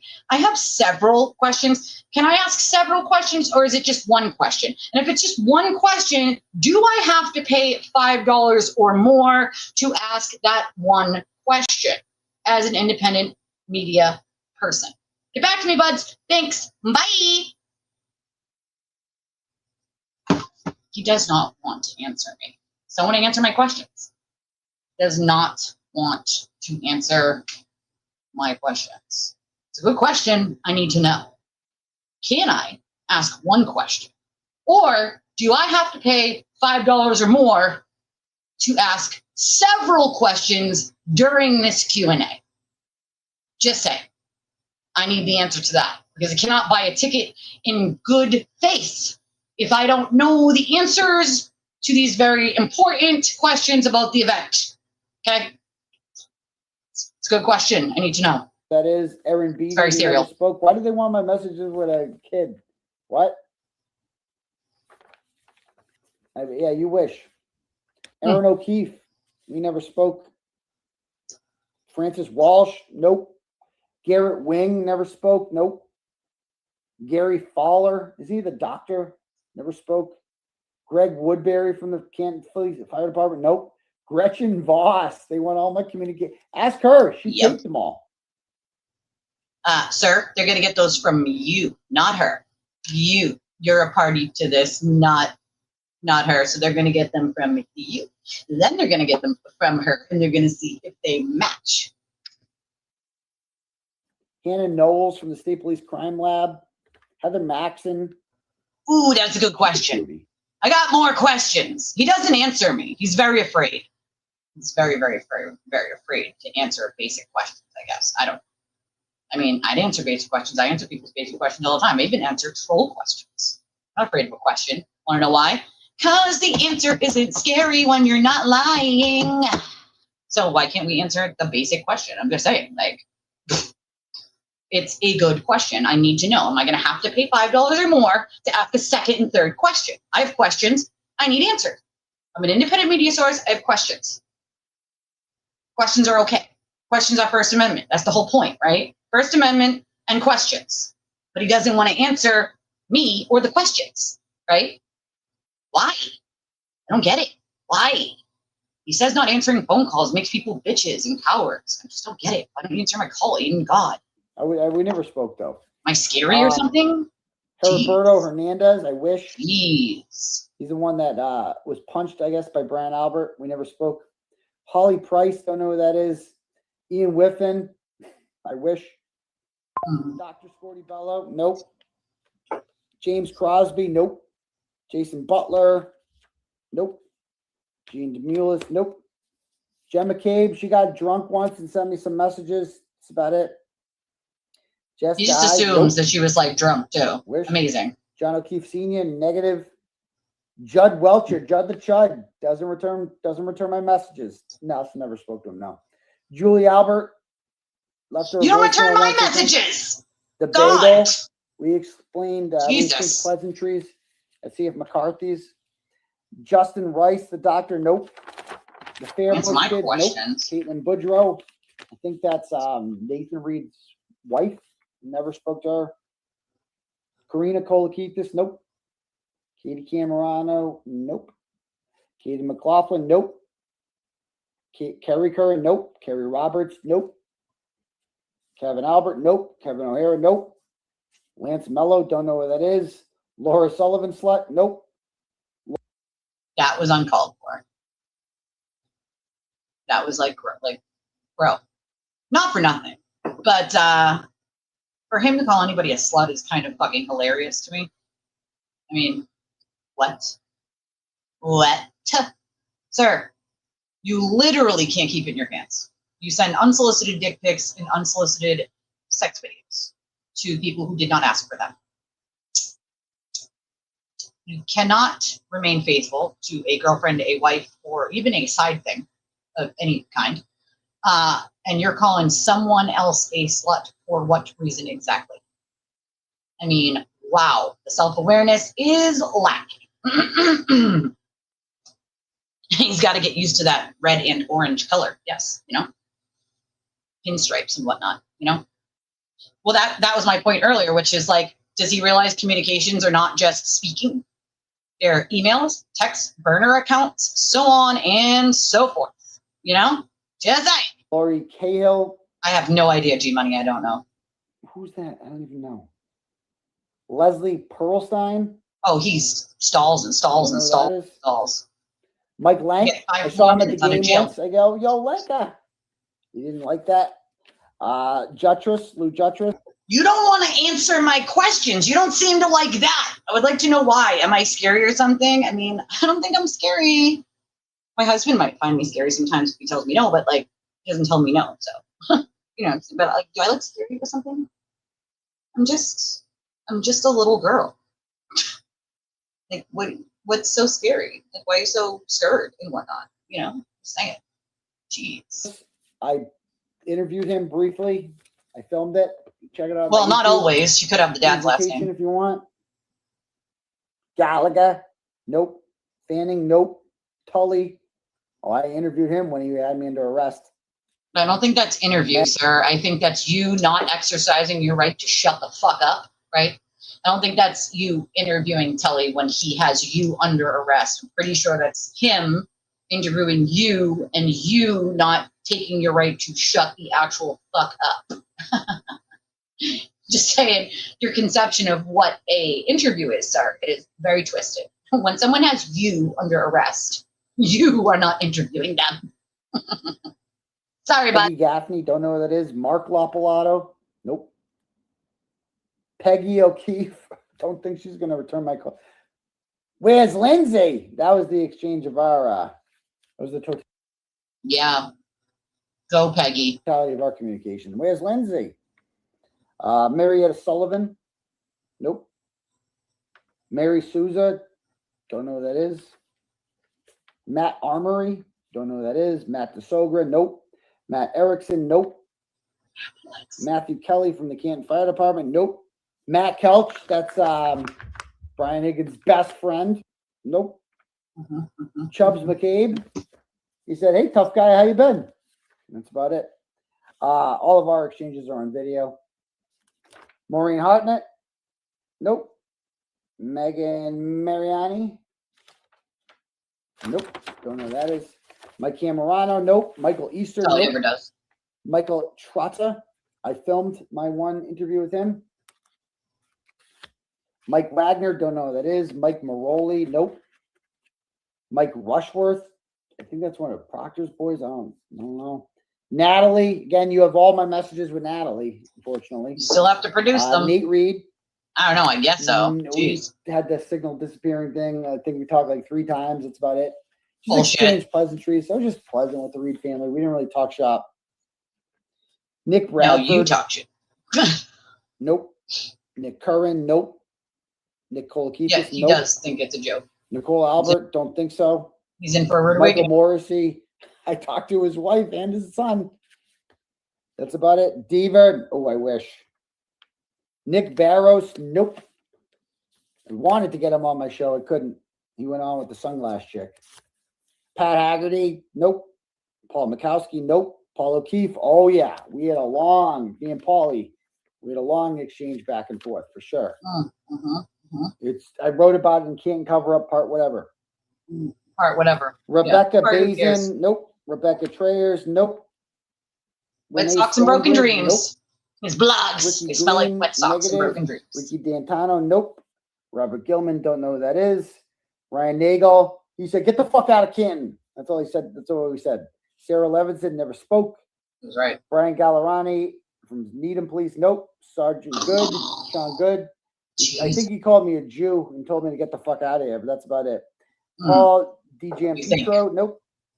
Bukaki, I called him Bukaki loser. He said he was scared. That's it. Man Shannon, nope. Cheryl Watt, don't know who that is. Lack of content here. The dog was bit. I'm not He sure. could play our voicemails. That's content, right? He doesn't want to do that though. He doesn't want to do that. Does not want to do that. Sophie Herzen, Doesn't want to don't answer know who our that is. questions. Steph Doesn't want to do Devlin, that. Steph Mullaney, Stephen Mullaney from Camp Police, nope. Steve Nelson, we never spoke. Steve Bernstein, don't know who that is. Steve Ridge from the Boston Police Department. I think he got punched by, what's his name too? Steve Seraph, we never spoke. Steve Scanlon, talked to him on the phone once. I think They he got tried punched. indicting me for it, didn't work. Terry Kuhn, we never spoke. Test chart. Tom Beatty, don't have any of my communication saved. with him. Bullshit. That's bullshit. We talked on the phone a couple times. Yeah. Bullshit. You don't have any Tommy communication. Kelleher, Bullshit. nope, he didn't answer the door. Tom Martin, nope. Tim Nuttall, nope. Tristan Morris, oh, it's on video, our communication. Because that's what he's Connor asked. That's Keith, what. Nope. So this is the order of what they want from him. Any communications, not just verbal communications, sir. Emails, text messages, DMs, burner accounts, so on and so forth. All of it. And of course, he's lying through some of them. Nope, no idea. Nope, don't have any of those. Notice how he says nope. And then, like, when he realizes that some things might be public, he runs back on it, like he just did with Beanie. Nope, no, yep, nope, that's a lie. That's a fucking lie. DeChico, nope.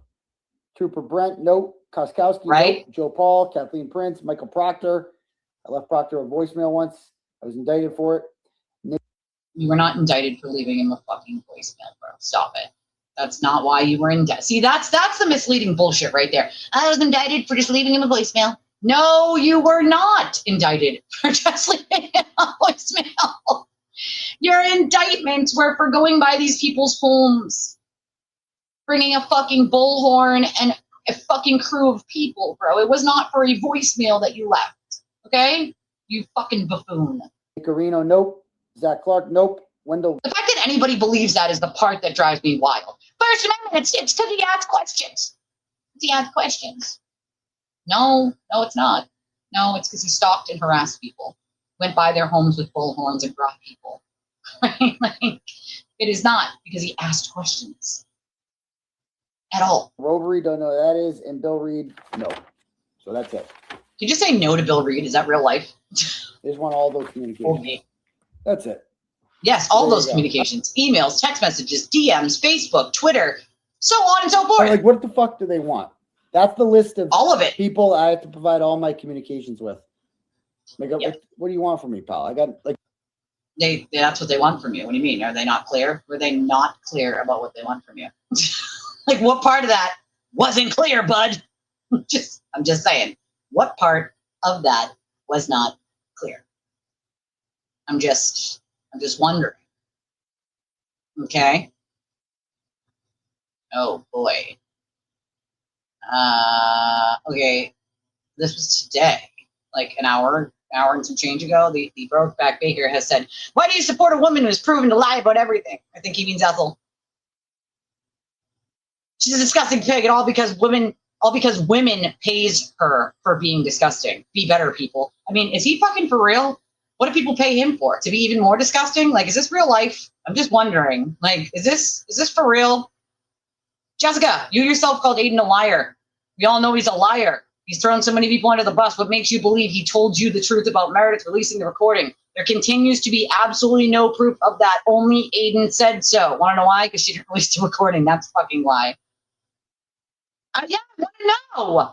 $5? Is that a thing? Like, I need to pay $5 per question. I just need to know. I need to know. I need to understand. Is that how this is going to work? Said any question, but I'm not sure he means any question. You know, I'm just saying. I'm just saying. Just saying. Like, I'm just saying. Okay. Jesus Christ. I want to see. There's a. Fuck. Where is it? Where the fuck is it? Where the fuck is it? I don't know what that is. I'm gonna read it later. Light the Way. It's at Light the Way 22. They often highlight missing persons, and every day when I see their tweets and it pops up, I reshare it. This lady, it's an unresolved homicide. Roberta Miller. She was discovered November 1st, 2010 in Guilford, New Hampshire. She was 54. She was believed to have been killed on Halloween, and there were no signs of forced entry. It's not been solved, and so I share these, whether it's an unresolved homicide or a missing person. It's important for people to look into these cases. Maybe it's because I didn't pledge $5 or more. You know, I don't know. Oh my God, that's so nice. Scottish soccer fans used $15,000 of their saved transportation money to donate to Massachusetts students experiencing financial hardship. I fucking love this. Me and the Tartan Army are forever going to be linked. I want some visitation rights, okay? Oh, absolutely. She did for Aiden. You know, she lied for him, and then he shit on her, because that's what he does. Oh my God, it's the golf cart for his tournament. Do I have to pay $5 or more for this too? I have questions, Aiden. Why won't you answer me? Jesus. What are you afraid of? God, I'm not scary. Christ. I know you're afraid of women, but like, God. I have questions about this event. Is this the golf cart I'm going to get, per se? Like, I have a question. Can I get it in pink? Okay. Does it come with a caddy with moobs, size C moobs, and T-Rex arms. I have questions. All right. I would like this in pink, please. All right. Fisher Price only. It's not real if it's not Fisher Price. Okay. Just saying. Just fucking saying. God.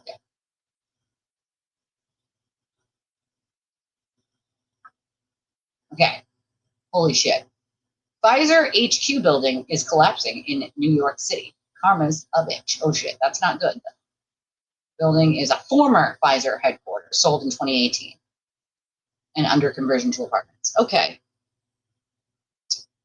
Which full document? Oh yeah, he's not going to read the full document because it doesn't fit his narrative. Durr. Look at that family's husky chasing away a bear to save a kid. Go husky. My daughter also has a husky. Ooh, I like Bratz dolls. I remember when those came out. Those are amazing. Amazing. Whoa, what is happening here? Whoa, what was, whoa, whoa, whoa, whoa, whoa, whoa, whoa, whoa, whoa, whoa, whoa, whoa, whoa, whoa, whoa, whoa. Whoa, whoa, whoa, whoa, whoa. Yeah, this is wild. Like, what are we doing here? Tracking Mike, it's so weird. Weird. You guys are weird. Why is that happening? Why is that happening? Wild. Wild. Okay, I'm trying to find, God. Today, Jessica was talking about Sandy Hook and how it changed her. It changed a lot of us that had kids the same age as all those children that were slaughtered in their classrooms by a mentally unwell psychopath with easy access to a deadly weapon. Well, so what did she do? She thought teachers should be armed. She thought services should be in place so this doesn't happen again. I agree with some of that. What she didn't think about was the mental health aspect of it and the ready and too easy access to deadly weapons we have in this country. So she didn't really do much about it. But you know who did? My stepdaughter. She was 16 at the time, a junior in high school. She started her own nonprofit. Good for her. Registered with the state, did everything by the book. Her nonprofit focused on mental health awareness and mental health first aid. I love that. Over the next 10 years, she built up that nonprofit. She went on to George Washington University and won scholarships and funding and competitions for young entrepreneurs. She was named 3 years in a row to one of Boston's top young entrepreneurs. She traveled the world teaching mental health first aid. She built a board of directors and had interns. She did it all correctly. She said she was going to do something, and she did it. She recently stepped down from her nonprofit and has gone to do something new, but she did that all by the age of 27. That's pretty good.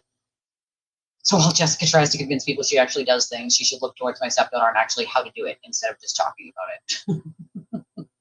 Jeez. Ethel, jeez. Jeez. All right? Jeez. I think BB also has a bug.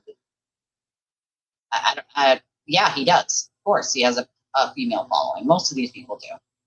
Most of these people do. Karen filed a motion asking the court to compel several non-parties to attend depositions before July 17th and to produce subpoenaed documents within 10 days. Non-parties include Nicole Albert, Brian Albert, Jennifer McCabe, Matthew McCabe, Allie McCabe, Brian Higgins. The judge's response points out that Karen's team is misrepresenting information. Allie McCabe has already been deposed, June 18th, 2026. Brian Higgins' deposition is already scheduled, July 9th, 2026. Because of that, the judge questions why Karen Reed's motion still includes those two individuals. The judge's response also tells all parties to stop litigating over scheduling and general objections, pick deposition dates, identify specific document disputes, work together to narrow the issues before asking the court to step in again. Yeah, well, the problem is they're not doing that. So, oh boy. Ocean, the victim routine is getting stale. Good luck later, and I'd recommend taking some time to get your never-ending IT crisis under control first, my dear. Ocean's Moons live 8 p.m. without moons. Thanks, Jolene, you bully. Hang in J7, Kane go live with me at 8. Baha'u'llah, let's talk then. What is happening here? Like what I can't. I cannot. I literally can't. I can't. Alrighty. I cannot. Okay. Well. What? No worries. Oh no, how's Charlie? Oh, poor baby. Apparently they are, Lindsay. They are. It's unfortunate, you know? It's an old ranch. They took those back to Germany, guys. A1 sauce and ranch.